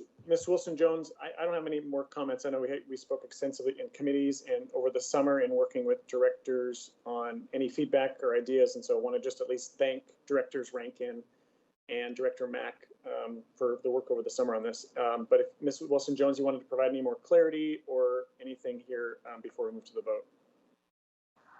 Thank you, Director DeWolf. To clear up the confusion on just one of the points that came up on 1240, the committee's policy, there is some reorganization. And to Director Mack's question about committee work plans, those are indeed shown as being struck in one place, but that's because I thought that was such a sort of central task of each committee that it is actually elevated to be the second bullet after 0030.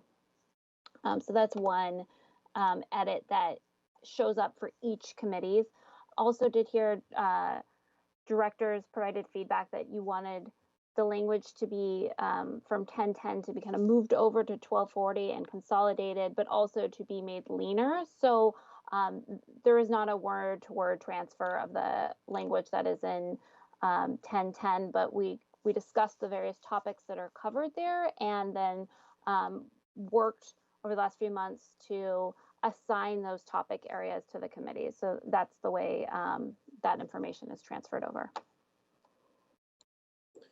Thank you, Ms. Wilson-Jones.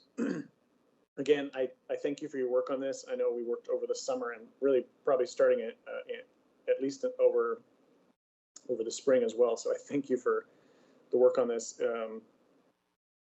Truly appreciate it. So with that, Ms. Wilson-Jones, roll call vote, please.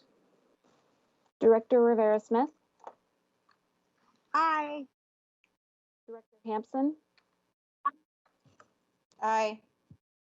Director Harris. Abstain.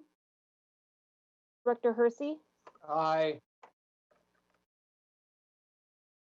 Director Mack. No. Director Rankin. Aye. Director DeWolf. Aye. This motion has passed with a vote of 5 yes to 1 no to 1 abstention. Thank you, Ms. Wilson-Jones. Okay, we will now move to action item number 4. This is special education contract amendments. This came through the Audit and Finance Committee on September 14th for approval. May I have a motion for this item, please? This is Director Hampson. I move that the school board authorize the superintendent to approve contract amendments in an amount totaling $1,254,933.34 for the above listed agencies and contractors. Second the motion. Thank you, directors. This item has been moved by Director Hampson and seconded by Director Harris. So we'll now move to directors for any comments or questions, any final comments or questions for Chief of Student Support Services, Dr. Consi Pedrosa, before we vote. And we'll begin with Director Hampson as the chair of our Audit and Finance Committee. Thank you.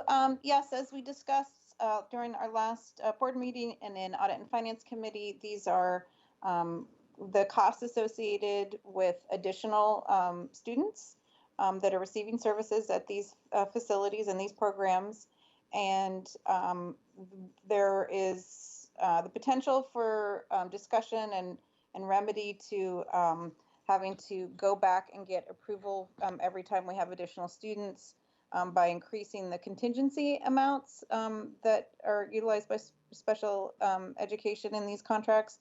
At the same time, I heard loudly from other directors that they may prefer to have these board action reports have to come all the way back for the sake of transparency. Because these do represent a relatively small number of students, it's something that I want us to be really thoughtful about when considering. But for this particular board action report, this is just very simply the additional students that we served after our original contracts. Thank you. Thank you, Director Hampson. We'll next move to Director Harris. I think I would be one of those folks that prefers that it come back so that we can keep our eyes on the ball. And I will appreciate this is a small number of students. And for 4.5 years, I continue to ask when we can offer some of these services in-house. I will be voting for it, but I would like to see some progress on the planning for bringing some of these extraordinarily expensive contracts back in-house, because we do in fact have the talent. Thank you. Director Harris, are you making a formal request for some analysis on that from the district? I want to be thoughtful here that we need to be really explicit in our communications to the district and the superintendent. I've made those requests for 4.5 years in audit and finance. I feel comfortable that my record is robust. Thank you. Thank you. Director Hersey. No additional questions on this item. Thank you. Thank you. Director Mack.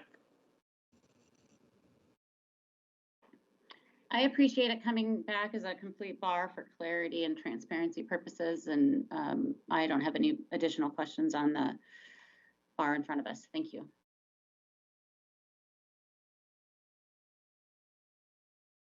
Thank you, Director Mack. Director Rankin.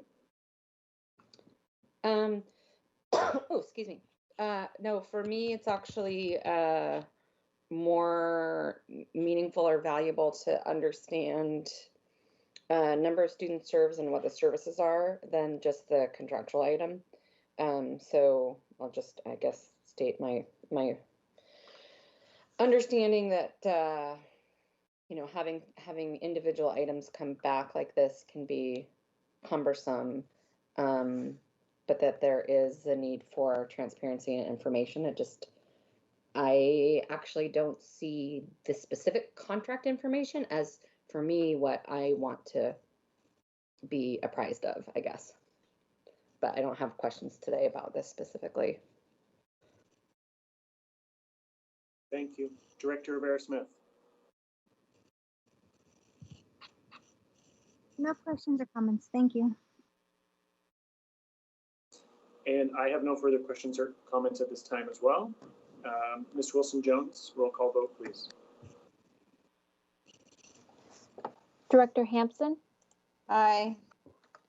Director Harris? Aye. Director Hersey? Aye. Director Mack? Aye. Director Rankin? Aye. Director Rivera-Smith? Aye. Director DeWolf? Aye. This motion is passed unanimously.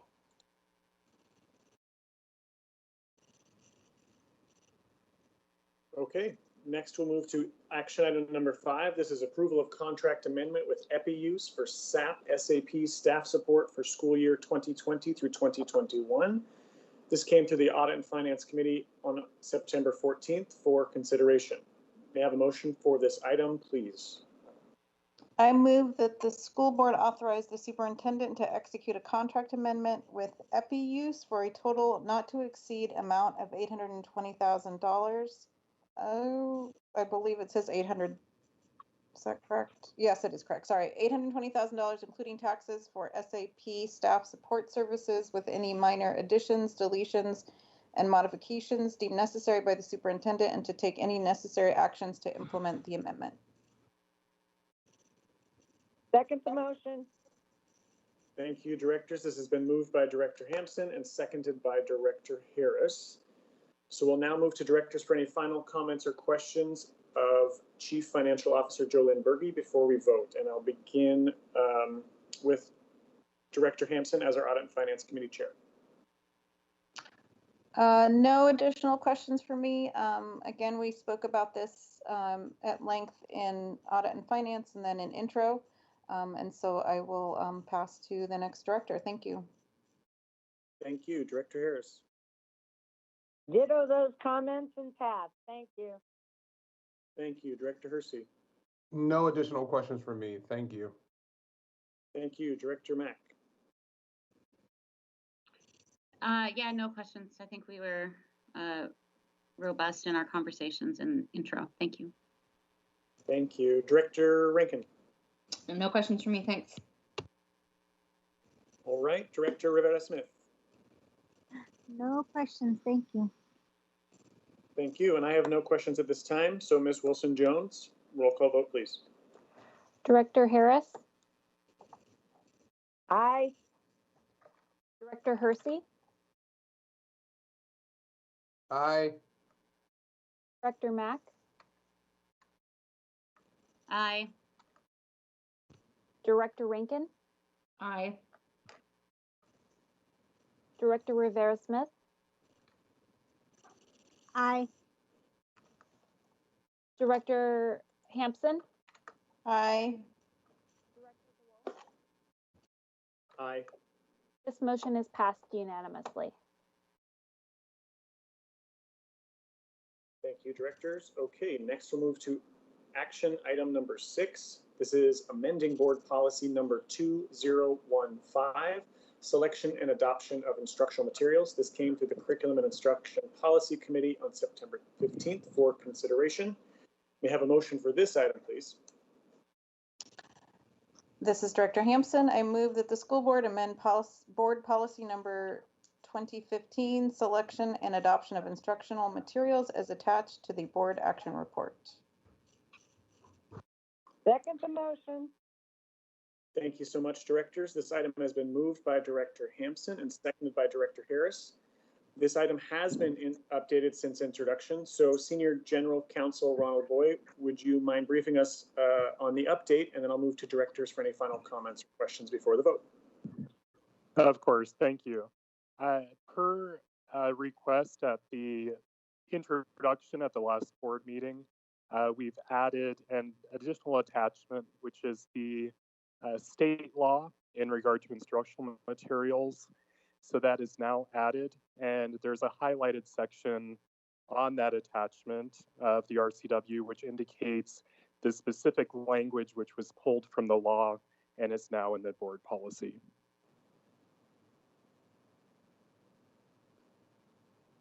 Are those the only updates you have for us, Ronald? Yes, those are the only updates as the attachment. I appreciate that. Thank you so much. Okay, we'll begin with Director Rankin as our Curriculum and Instruction Policy Committee Chair, and then we'll move to other directors.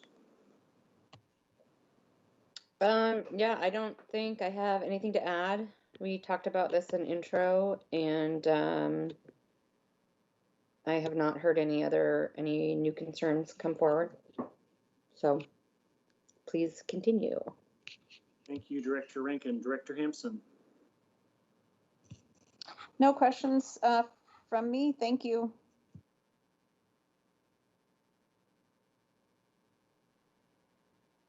Okay, next up, Director Harris. Sorry, I was disconnected. No questions. Thanks so much. Thank you, Director Hersey. None from me. Thank you. Thank you, Director Mack. Hi, I just actually wanted a little bit of clarity on the question that was raised in public testimony about the question. We've had this conversation multiple times over about whether or not the board needs to vote on the committee members.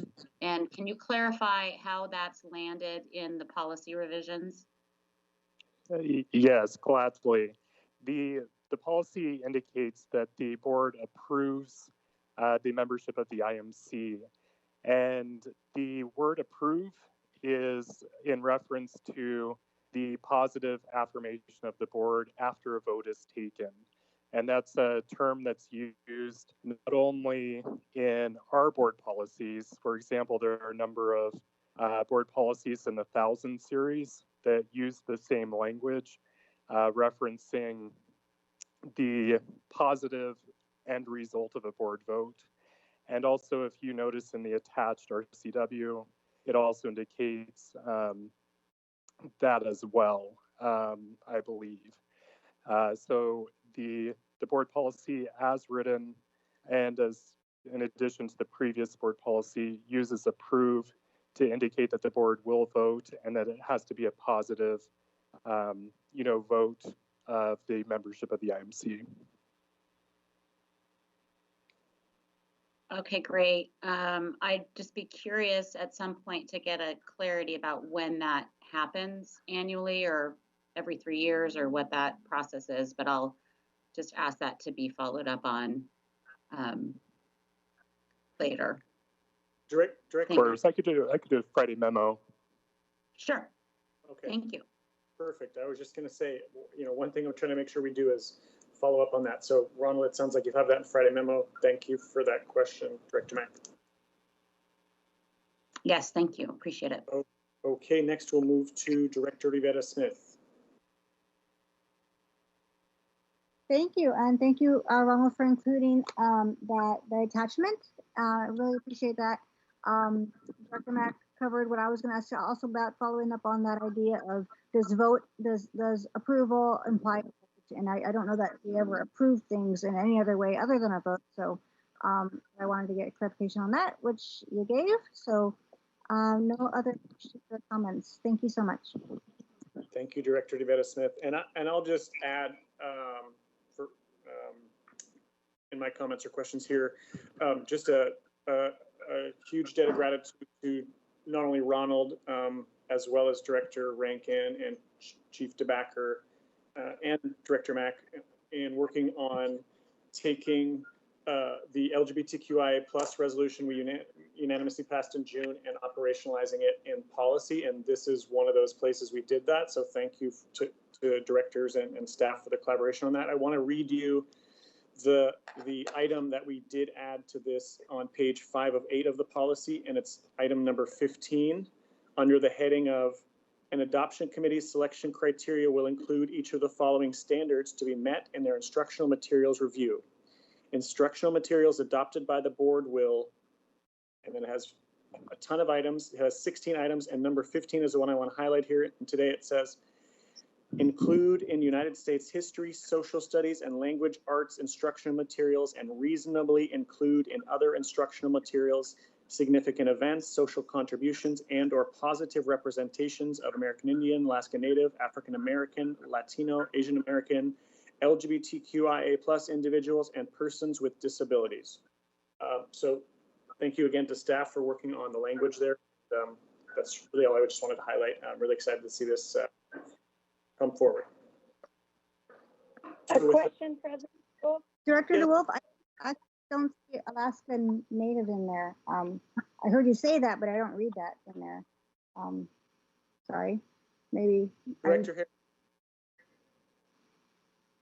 I put this out here for my fellow colleagues, and I wonder whether, as just like the LGBTQ resolution, whether it's time to put an ableist policy resolution together as well for future reference. Thank you. Yes, I think there is a couple of models from WASDA that we could certainly look at. Absolutely, I've looked into it. Any other final comments or questions? Okay, Ms. Wilson-Jones, roll call vote, please.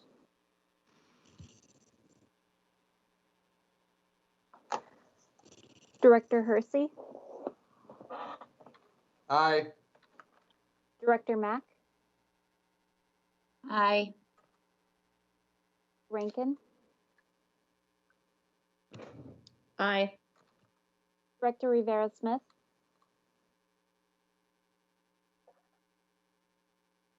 Director Rivera-Smith,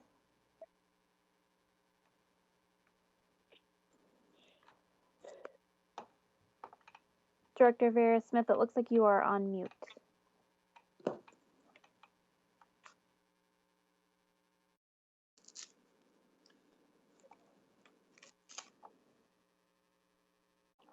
Director DeWolf, do you want me to keep running and come back to Director Rivera-Smith?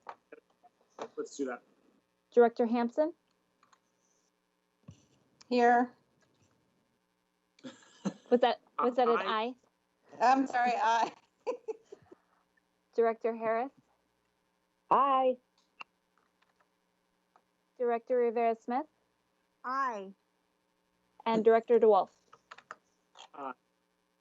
This motion is passed unanimously. Thank you, Ms. Wilson-Jones, and thank you, directors. All right, next item is action item number 7. This is BTA 4/BEX 5, award construction contract P5137, bid number B082097 to Yoy Inc., doing business as Verdis for the Garfield High School upgrades, waterproofing, and exterior door repairs project. This came to the Operations Committee on September 10th for approval. So may I have a motion for this item, please?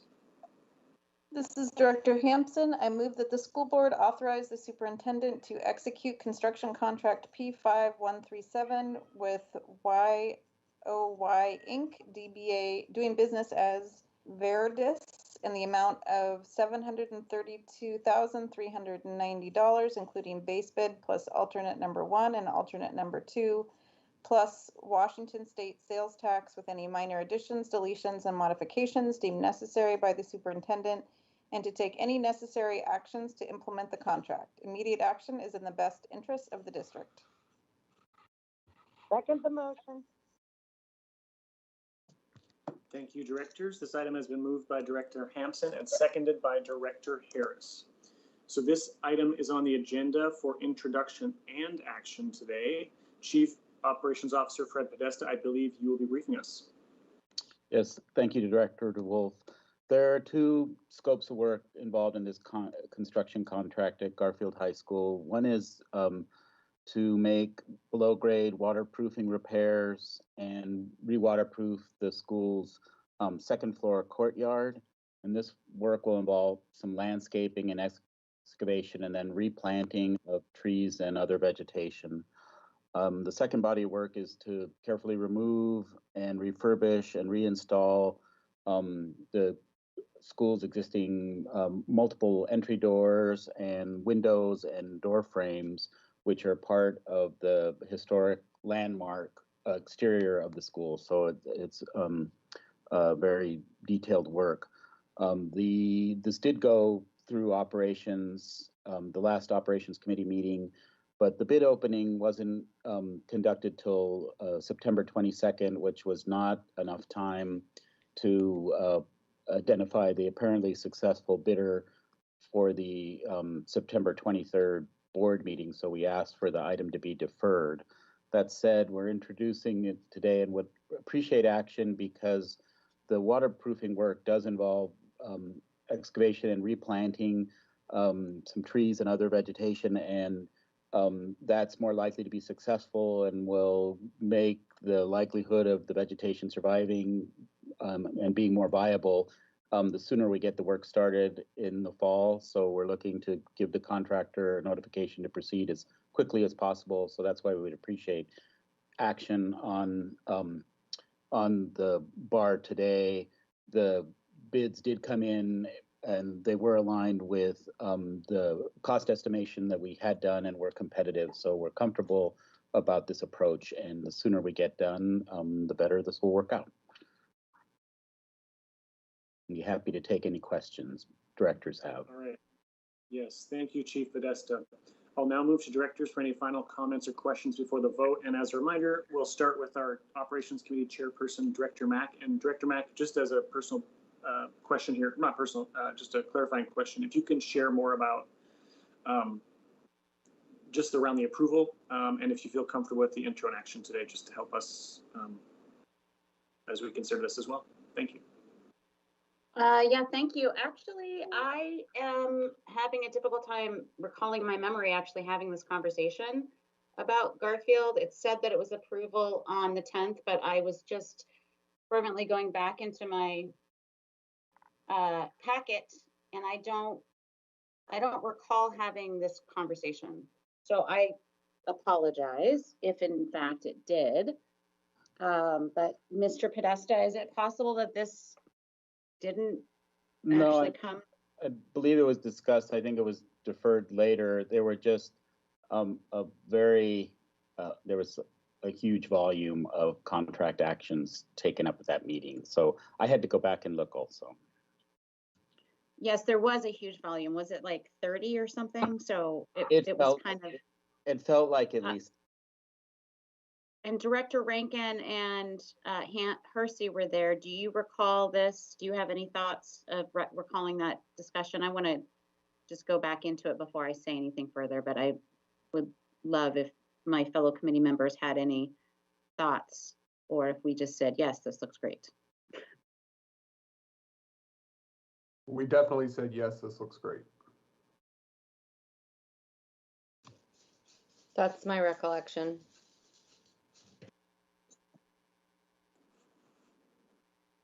Okay, Director Mack, any final comments? Nope, appreciate it. I know that staff is incredibly thorough on working through these projects. This is important work to be done, and yeah, no additional thoughts or comments. Thank you. Thank you. Director Hampson. No questions, thank you. Director Harris. One question, and that is whether or not this includes the intercom system at the front doors, and how many schools of our 104 have those systems? Thank you, Director Harris. This work does not. I do recall you asking this question at a recent meeting, and I believe we did report it in the Friday memo. We have AI phones installed at 90 of our 104 operating buildings, and we'll finish that work in time for the 21-22 school year. Okay, but when we're doing doors for Garfield, do we include that work, or is it already there, sir? I'll have to check for Garfield as well. This particular contract is really around woodworking and the work for the door. The AI phone installation, the major part of that work is conduit and data communications. It's really a very different skill. It's not really about installing building hardware as much as it is kind of a network system. I don't know what the status is at Garfield per se, but I can find out.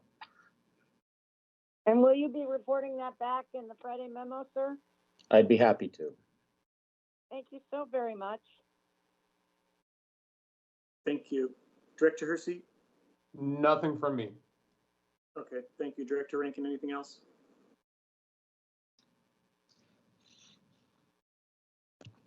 Nope. Director Nevada Smith? No questions, thank you.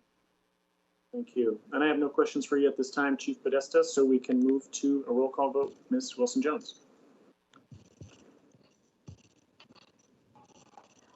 Director Mack? Aye. Director Rankin?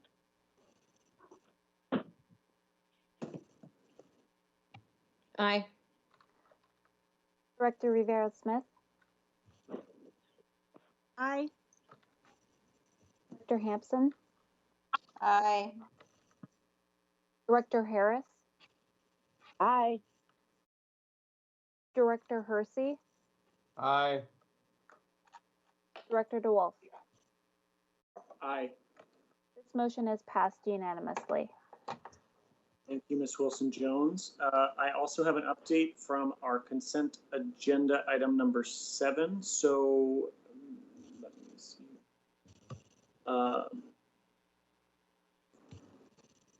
Ms. Wilson-Jones or Greg, do we need to reintroduce it, or how do we bring this back?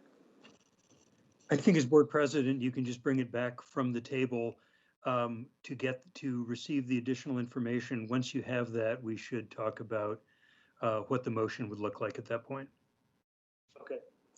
Okay, so I am bringing back consent agenda item number 7, and Chief Berge, I believe you have some more information for us. That's correct. So I want to say I think that we had given Chief Jesse some confusing information. So there is not a requirement to do this by October 30th. However, we've had enough time to potentially offer some amending language, which I think that Chief Jesse might want to offer, if the board's interested. Yeah, let me please just give a little bit more background to just a little bit around why we have the 90 days. Chief Narver, is it appropriate to amend an amendment?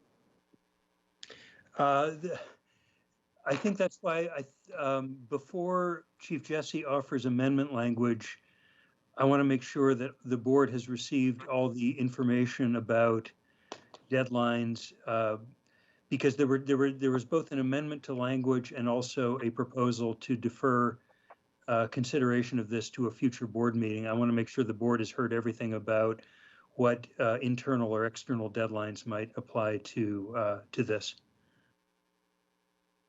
So this is not an official amendment. This is more information to inform our votes. Is that correct? I'm not sure what I'm not sure what he was about to say. So the way that Chief Berge teed it up was, if you're interested in an amendment. I just want to make sure that our record is very clear here. I'm more than happy to listen to more information, but it seems to me that an amendment. Could you listen to more information at this? I think there are two. Yeah, sorry. If Chief Jesse could finish, and then we can listen to what that person says, then we can ask for further clarification. So Chief Jesse, please continue. Thank you, Board President DeWolf. I was just following up off of what Chief Berge was mentioning, that usually, on their annual cycle, you have 90 days post the state testing information to record your CSIPs back with OSPI. That's also just in accordance with every Student Succeeds Act. And so because of the unprecedented situation we're in, not only did we not get the state testing information, but we don't know currently what the state testing information or requirements are going to be, which obviously is critical to the school improvement plans because they are centered on student outcomes. And so in addition to other requirements that OSPI has, if I'm just putting it out there on a straight overarching purpose of the CSIPs. But they also, just my last point would be, so then, in the event, we can always post them up, I just want to, about the goals and stuff like that, but there's also just, for every school in the motion they're having, having transitioned 7 weeks after us approving the remote learning plan, plus the waiting for the Department of Ed and OSPI to give further guidance. I just wanted to let the board know that information related to the CSIPs and what the history was of why we do it 90 days post-state testing, and we get that done by the end of October.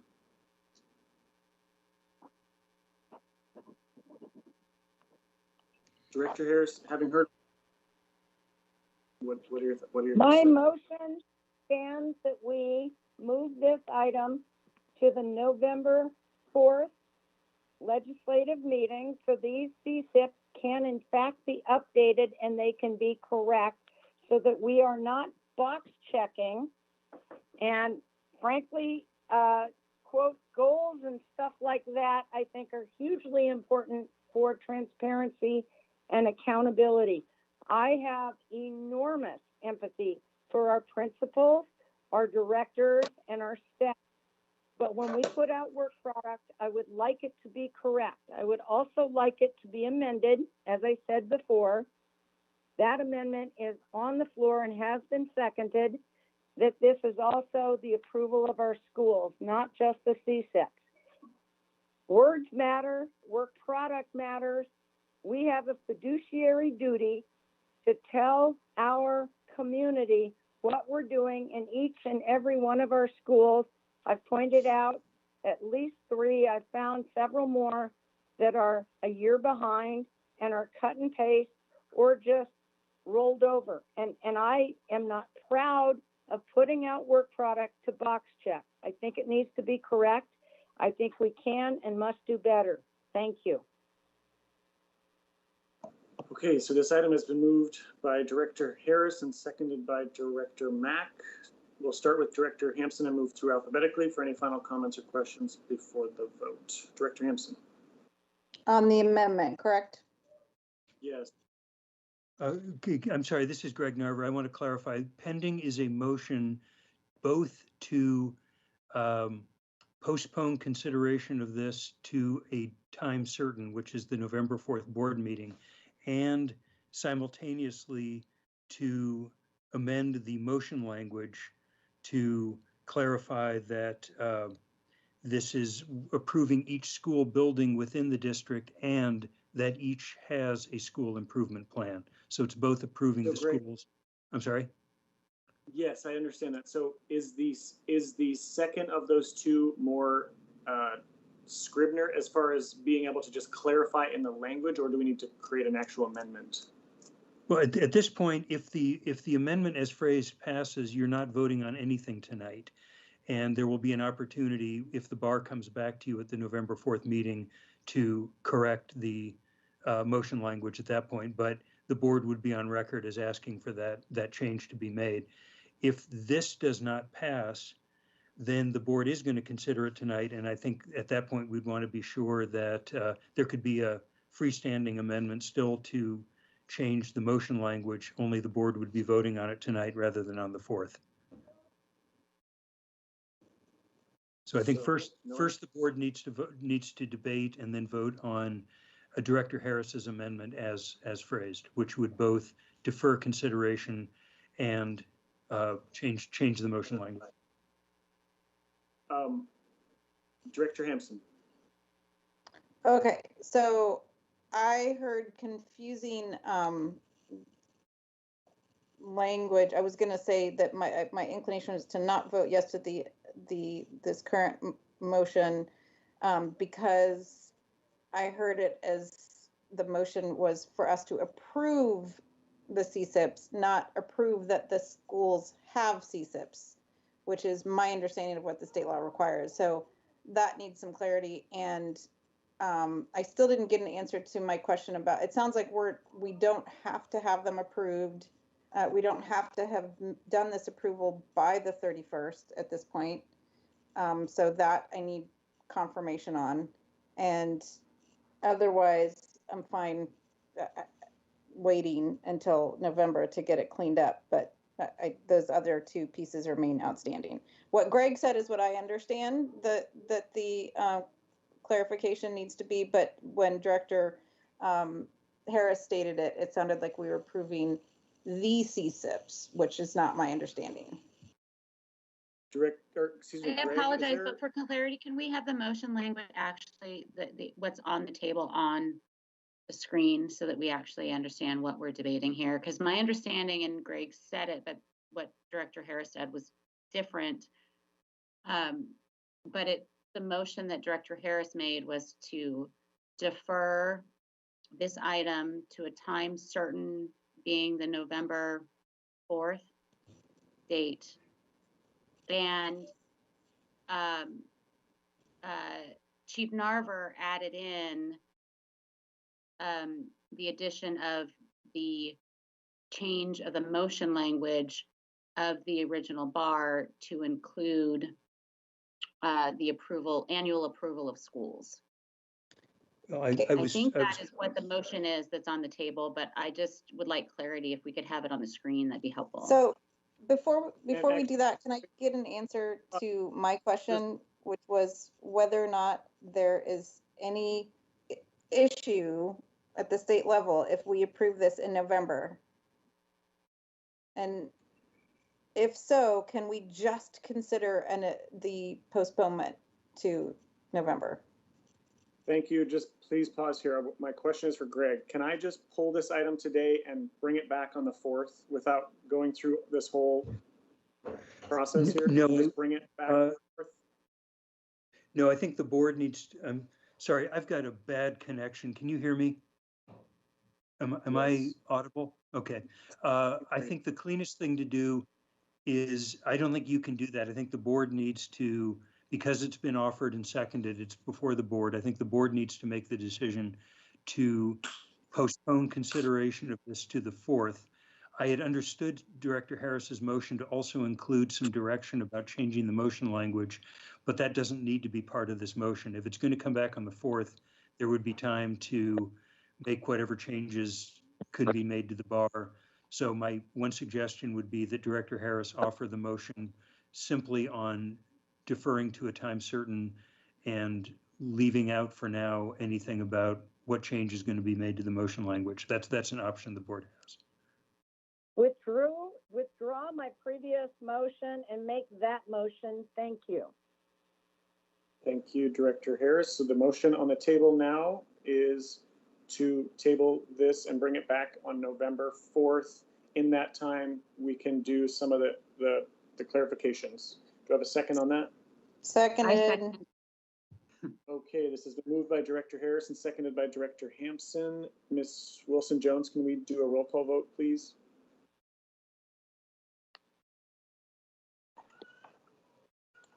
Yes, just a second.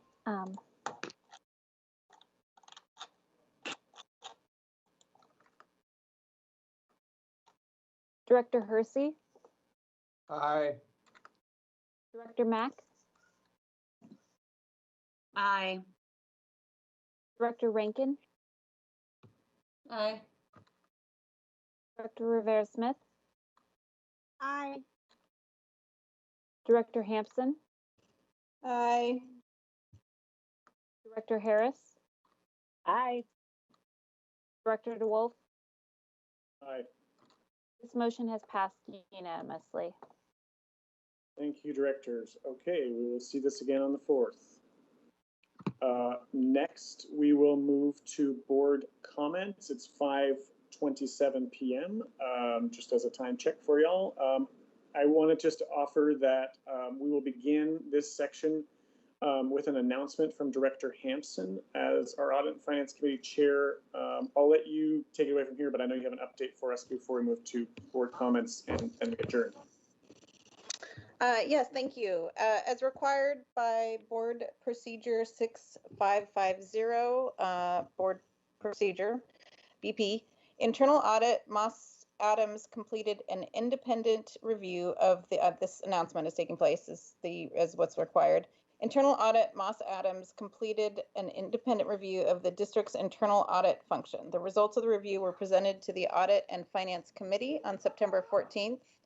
The report identifies recommendations that will help create high-impact internal audit functions designed to help the district achieve its goals. With these recommendations, the work performed by internal audit will help the school board, superintendent, and other district personnel accomplish goals and have a positive impact on students. The completed report is available online at the Office of Internal Audit's public webpage. Click on Departments and Services under the Directory tab, then click on Internal Audit.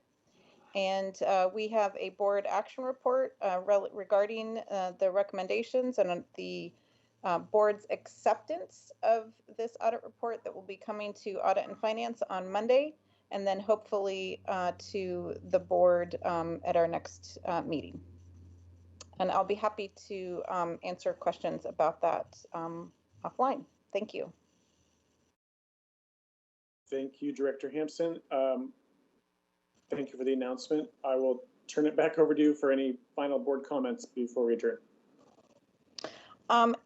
it's possible to go later since I have a very noisy Roblox game going on in the background. I would like to comment at the end of the session so I can quiet Sure, my children. Thank you. Yes, I'll come back to you. Director Harris. Props to Director Hampson for initiating this process and to staff for cooperating in it. I think these are long overdue issues, and I'm beyond pleased that we are raising transparency and accountability and could not be happier. Thank you.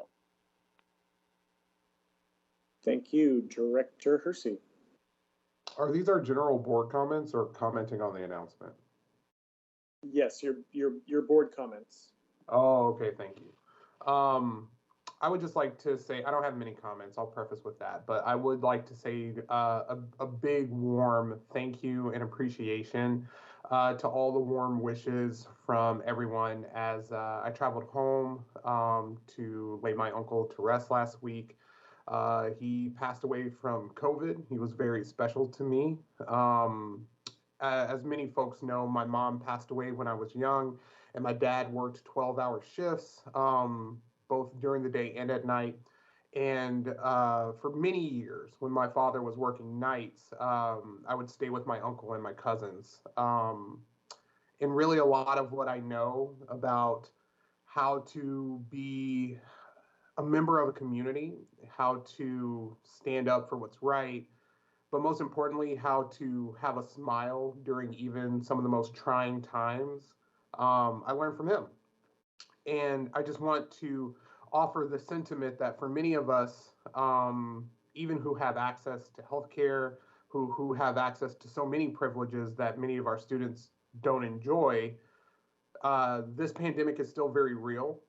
It is still claiming the lives of many of our loved ones, especially in Black and Brown communities. So as we begin to have conversations about returning to school in fashions, I just want folks to be very aware that for many of us, this is very much far from over, and we are still suffering huge losses as we speak. So my heart goes out to all those who are still dealing with the day-to-day trauma that this situation, this global crisis is placing on our students and our families. We see you, we love you, and we are here to support you. Thank you, Director Hersey. And our condolences to you and your family. Director Mack. Oh, one more thing. I did want to also say a huge thank you to my colleagues here who sent the wonderful flowers.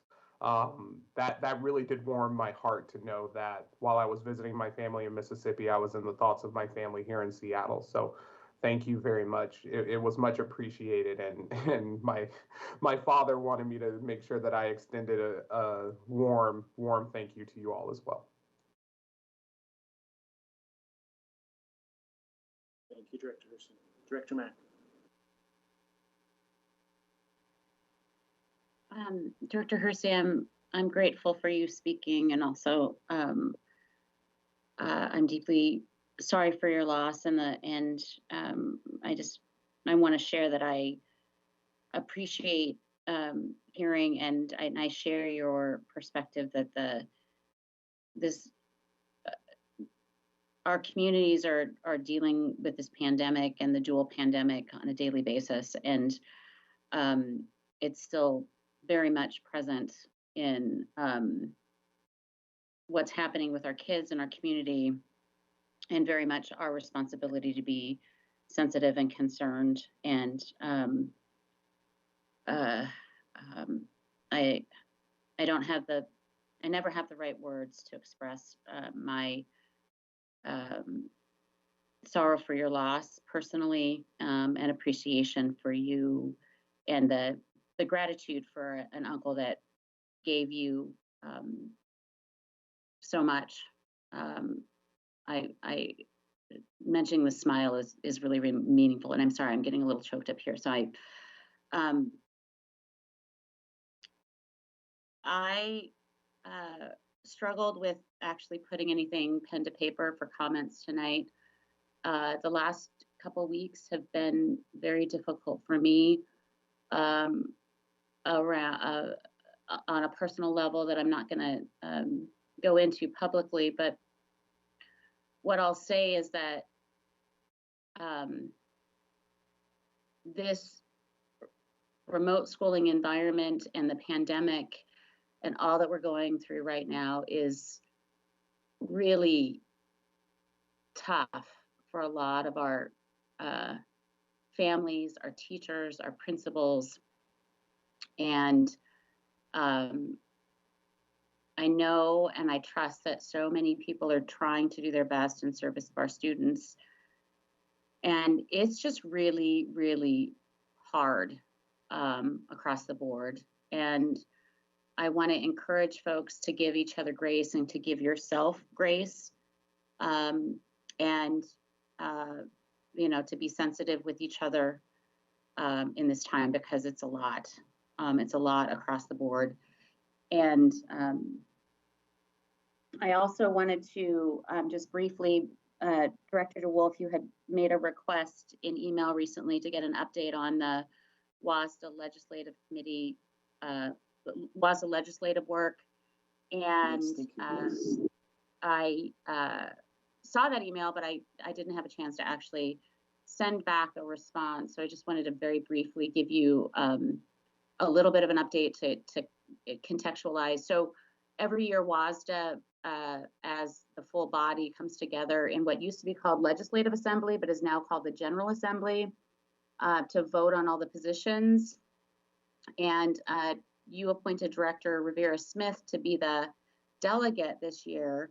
And I serve on the WASDA Legislative Committee, so I was also present for that. There were some 80 votes taken. So what happens is essentially Leg Committee kind of preps all of the things that are being offered, and then it comes to the full body for like an all-day voting event on these positions. And most of them passed. There were a couple things that were I didn't quite expect, but after that, what happens is that every school district delegate across the state puts forward their top 15 priorities, and those priorities get sent to the legislative committee to evaluate this Friday and Saturday to compile to be like, what is the basic overall platform for WASDA? So you had sent out an email about the Leg Rep 101 and the priorities next Wednesday. I encourage all the directors that are interested in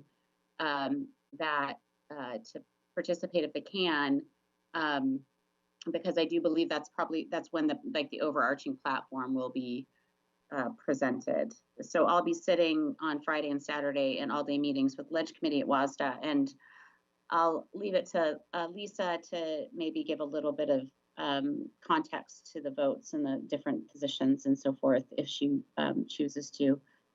And I know I had a couple other things that I actually wanted to say, but I do not recall what they were at this point. And so I will rest for now, but thank you.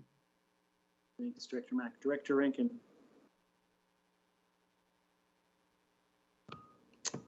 Thank you. I have had a cabinet break in my kitchen, and it was the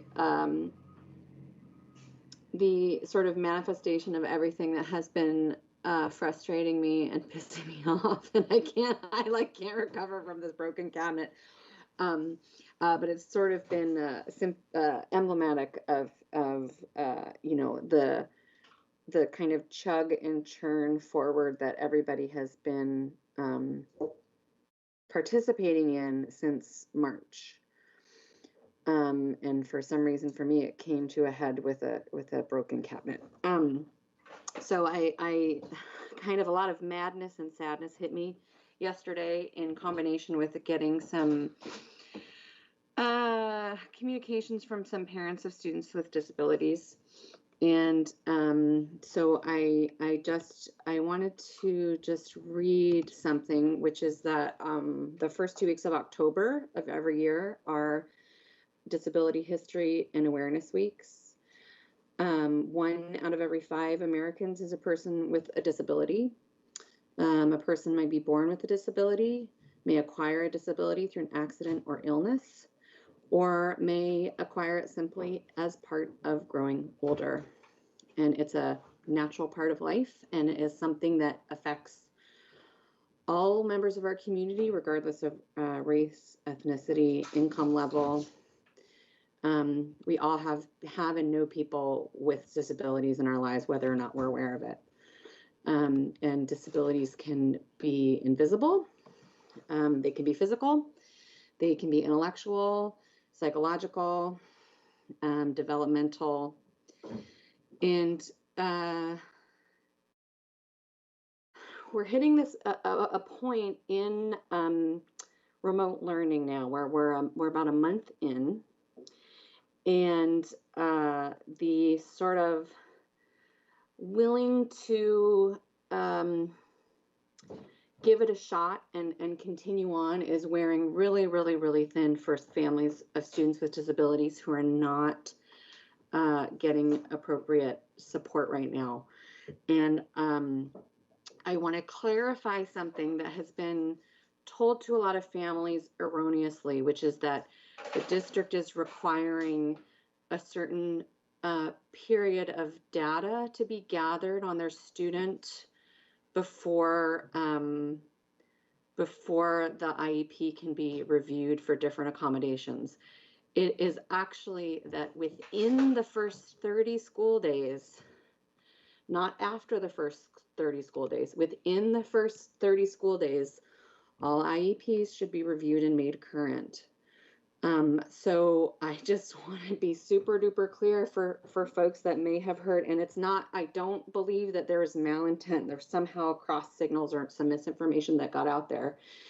There are families that are really struggling with students with very impactful disabilities at home and are being told that they have to collect data for another 2 weeks before there'll be even consideration of changing their IEP.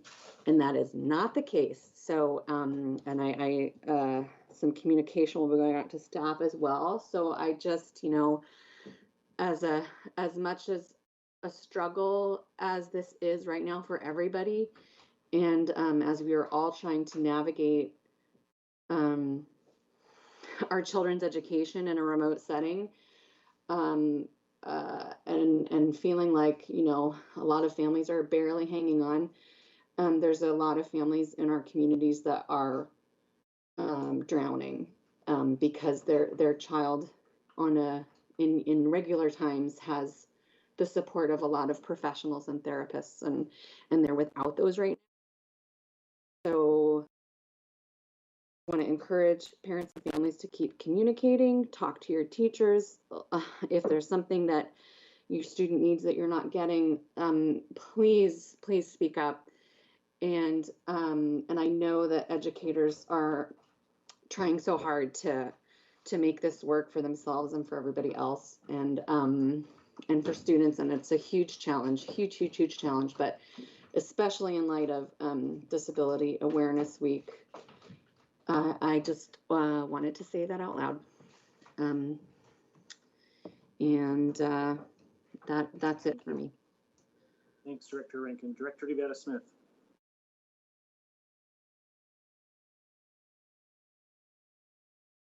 Thank you, Director DeWolf, and all of my colleagues for the comments shared.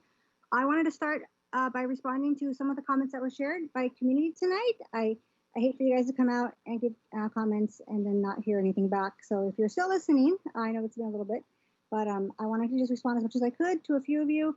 Emily Churkin raised, I believe, some very good questions in regards to the privacy of our students who are now thrust, into an online world that may not be offering them the privacy that their families would expect. And Mr. Chris Shuckins raised this concern as well. So I too would request that maybe the applicable staff could give us some clarification on that, and I guess maybe an upcoming Friday memo or something, just so we know, is everything our students are doing online becoming public record, and what concerns should families have about that? I would thank you for that in advance. To Marina Gray, Dustin Cross, Mariah Mitchell, and Principal, thank you so much for coming out tonight to spotlight the important work that goes on at Lowell and how the health center will benefit your community tremendously. So glad that we could get that approved for you, and look forward to the benefits that'll come from that. Seattle Council President Manuela Sly, thank you always for your advocacy and for your push for community feedback being recognized and utilized, and for our board to be getting the information we need in a timely manner. I concur, and thank you for that support as always. To Janice White, President of the Seattle Special Ed PTSA, thank you also for your nonstop advocacy. You are truly a rock star for your special education families.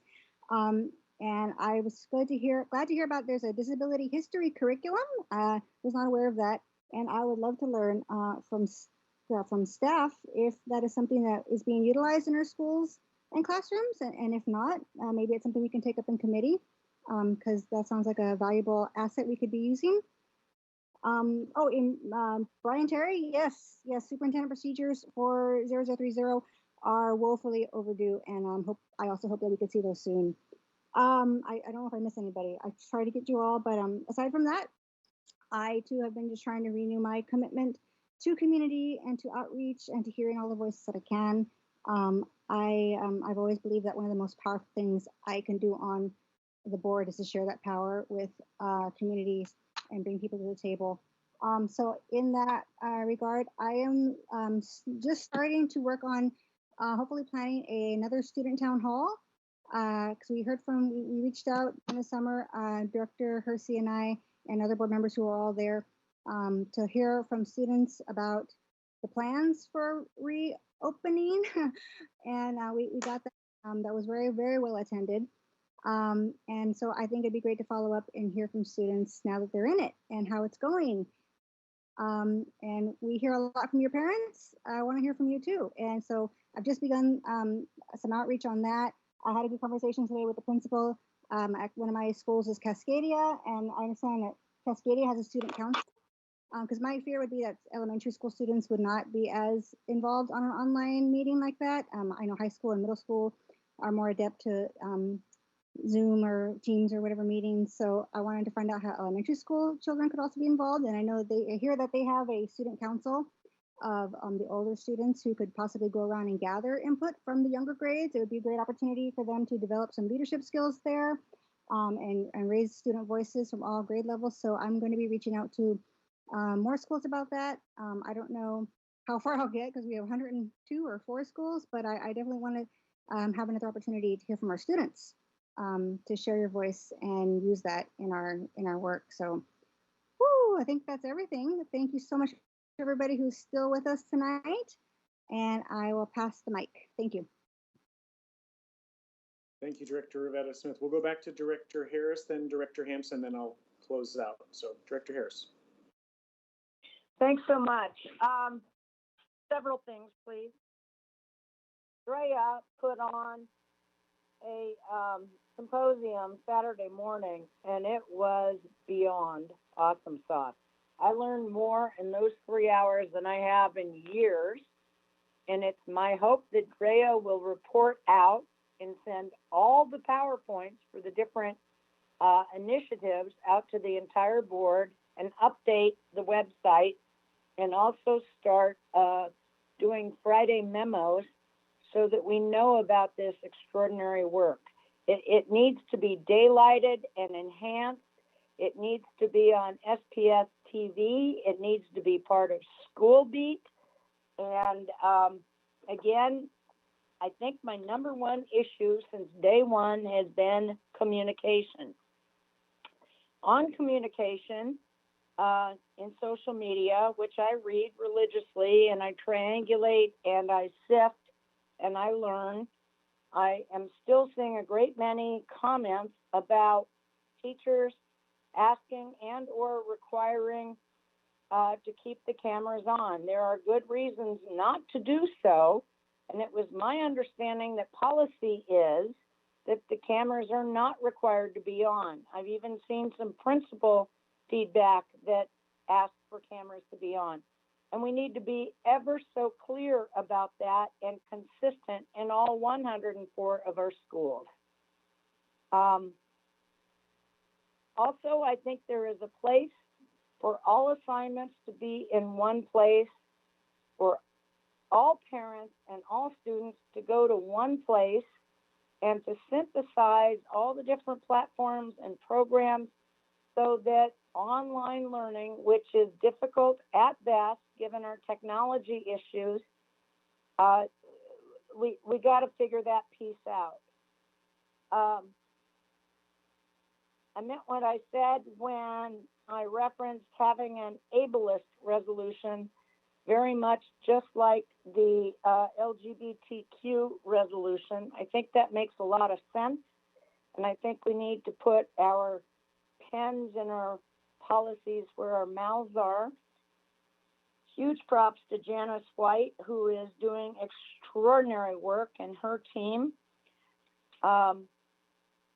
With respect to Friday memos, again, communication. And when folks say things like, I met with X, Y, and Z, and not telling us who they were, what was discussed, what action plans came out of it, might as well not take the time to put that on paper because it's just too vague. And it's not clear, it's not transparent, it's not accountability. So I would beg for more detail on that, who, what, when, and where. And for the departments and the chiefs that are not reporting out what's going on, please do so. It's a hugely valuable communication tool. With respect to committee meetings and work sessions, we do not publish those. And when we do publish minutes, they're 30 days late. Tonight, we were talking about the CSEPs, and it went through CNI. Well, if I'm getting the minutes 30 days late, as opposed to an audio recording, and I well appreciate the staff time, and I well appreciate the ADA considerations, but unless every board director attends every committee meeting, you can't keep up. And there's something there that needs to be fine-tuned. And again, this board is absolutely, I believe, every darn one of us committed to accountability and transparency, but we have pieces that are missing. Lots of social media lately about fire the superintendent. I am on record as saying I don't believe in the nuclear option. This district has had issues with its superintendents for the last 20 years.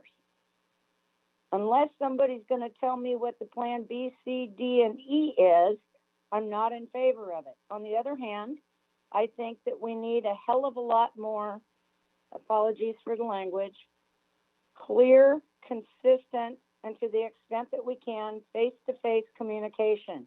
I miss seeing people's sparkling eyes. I miss seeing the body language. But if ever there was a time to be both brutally and elegantly honest with each other, that time is in fact now. And I think the phrase that I used the other day was, let's take off our jacket and have the courage to talk to each other, because I don't think conflict is a bad thing. I think it is an invitation to collaboration. Last, and I'll leave with this, and thank you, President Manuela Sly of the Seattle SPTSA for bringing it up, and the Concord International Elementary Schools. Painful last several weeks. And then I heard in a meeting from a director of schools, I didn't know that I could contact a school board member. Well, I'm here to say that this school board member expects such contact and collaboration and a heads up if there is a problem.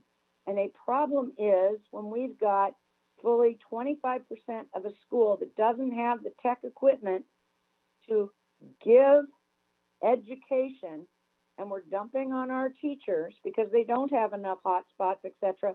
Something is terribly, terribly wrong with the system.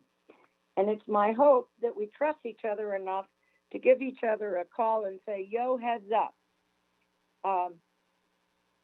Those fine children at Concord International School, because of a choice made by the school, until everyone was ready to go, we weren't doing education. We were doing social emotional, and those teachers and the principal were busting their backsides. But there are a lot of things broken, and I think we need to belly up to the table and tell our truth and remember that we're here for the kids, not for adult issues. And last, I'll leave with, I could not be more heartbroken about the national leader, supposedly, of this country and his response to COVID-19. My daughter works in healthcare. My daughter was affected by COVID. And once in a lifetime indeed, but these are terrifying times, and we need to be kinder and more open with each other. And with that, I will stop. It is an honor and a privilege and the most frustrating job I've ever had in my life. Thank you. Thank you. Director Hampson.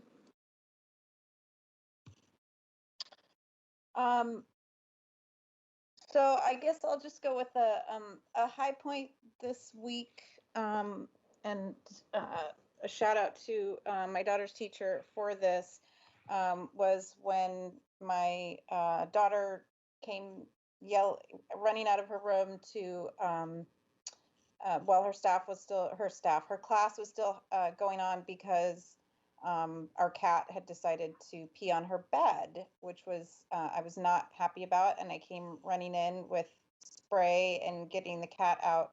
But the good news is, and this is a high point, I swear, to listen to my daughter's 5th grade teacher describing what tribal sovereignty is, how it's defined, how it works. In an extended conversation with her students, I was able to take a breath and actually feel a moment of peace and inclusion as part of our education system. And I think that so much of what we work toward as board members and what drives us is that there are too few of those moments for too many of our families. And one of the stressful things about this remote environment that we're in right now is that if you are paying attention to the things that your child is learning, I'm hearing, or not learning, I'm hearing from parents, families throughout the district who are not feeling included, where the curriculum doesn't represent them, or in other cases where their particular ability to learn via technology, which is non-existent, isn't respected. And when you go without for so long, you sort of get used to it. But then when you have that moment, like I did on that day, even when I was so frustrated with my 15-year-old cat, then you see that there is hope. We can do this, and it does make a difference, and it will have an impact on our kids. And so that was a good moment. I think the low moments have been the calls and the questions having to do with the situation that we're in, the situation at Concord, how that was allowed to go, as long as it did, our ability as a district to hear mistakes and that we're making and acknowledge them and do better. That's one of the things that I really am pretty focused on right now, is that we as a school district have to learn how to acknowledge with full hearts and accountability the ways in which we are failing, and then wake up every day and look for those moments when we can provide that actual acknowledgement and inclusion, and a sense of identity and welcoming environments for our kids. So there's a lot more that I could talk about, but I'm going to let Director DeWolf talk about Indigenous Peoples Day, and which most of the time, we really don't. It always comes around, and we end up always sort of being on defense. And I'll let him talk a little bit about that. But I just want to acknowledge all the families and that have contacted me in recent months, that you all remain on my mind, and that your struggles are relevant and they are heard, and we're working very, very hard to try to get to a new place of acknowledging the ways in which things are difficult for you. That's all for me for now. Thanks. Thank you, Director Hampson. And I'll be brief here. I know we're hitting about 3 hours at this point, so I thank you all for sticking through it. I want to first just again thank our public testimony speakers, and also wanted to do a special shout out to the principal leaders in my district: Principal Talbot, Principal Liu, Principal Hunt, Principal May, Principal Bell, Princess Sharif, Principal Otis, Principal Winnett, Principal Cross, Principal McDaniel, Principal McFarland, and Principal Salmons. Thank you for your service to our students and this district and our city as school leaders in District 5. I also follow the news pretty closely and get updates pretty much anytime anybody mentions Seattle schools, and was really happy to hear today through the medium in the news that the African American Male Achievement Team and Department, which is headed by Dr. Mia Williams, received $10,000 gift from the, I believe it's called the Players Coalition, and it's an NFL group. So thank you for supporting our work here in the district. Again, would love to make sure we hear those from the district and the superintendent as opposed to the media. Want to also highlight, I think this is one thing that Director Rivera-Smith mentioned, one of my primary customers in my thinking is our students. And so have been really, really grateful over the course of the last few months to be able to work with some students on some exciting projects that we'll hopefully be able to be introducing here in the coming weeks. And so just wanted to kind of share with my colleagues here in our open meeting that I have been working with NAACP Youth Council as well as other students and educators on preparing or at least bringing forward policy, and I cannot remember the number off the top of my head, I do apologize, about elevating a student representative to the board. The Tukwila School District does this, Riverview School District does this. It's not a voting member, but it is to have a formal representative from our student body on the board, as well as what I believe, and I don't want to speak for Director Rivera-Smith, but we've been working on a climate resolution since probably January, February as two directors, and started basically collaborating with an external group of community folks that organically came together, students, teachers, families. And so we'll be introducing that in the coming, I think probably next month. I hope we'll hear some more from the Outdoor School Task Force. I understand the Curriculum Instruction Committee will hopefully have some updates in the Friday memo, and I'll be watching for those. I think as we just approved our Remote Learning Task Force, it reminded me that we need to get working on the Outdoor School Task Force as well. And wanted to just elevate too, I heard certainly an interest in disability, curriculum or some sort of a policy or awareness or from Director Harris. And by all means, Director Harris, if you want to create something that's within your purview, just for context, I created the LGBTQI+ resolution myself from scratch. So that's something you want to work on. There's model policies on WASDO's website. We do all have access to that as directors. And so we're happy to direct you that way. And the only other final thing I'll say is if you have a chance, the Washington State NAACP Youth Council hosted a really, really exciting conversation on Monday where they were launching their 2020 through 2021 year of racial justice. And so that video from their conversation is online on YouTube. Please check it out. They have a ton of demands, just kind of globally, whether it's school boards, state level, around how to improve public education for them as students. And I'll just finally end by saying, as Director Hampson mentioned, Monday is Indigenous Peoples Day, and I know Director Harris can probably speak a little bit to it in the sense that she was here when they passed a resolution and a proclamation to officially declare the Monday in October that's a holiday to be Indigenous Peoples Day, as opposed to the other name that shall not be named. And so I will be interested to hear and see how our district's responding and celebrating that. It is an incredibly important day for our community. I'm really grateful in the ways that it highlights both that we are still here as Native people. We are not in the past. We are not locked in amber, but that we're here today serving our people and our communities in the ways that we can. I think with that, we have come to the end of today's regular board meeting. So there being no further business to come before the board tonight, this regular board meeting is now adjourned at 6:05 p.m. Thank you all for being here, and I will speak with you all very soon.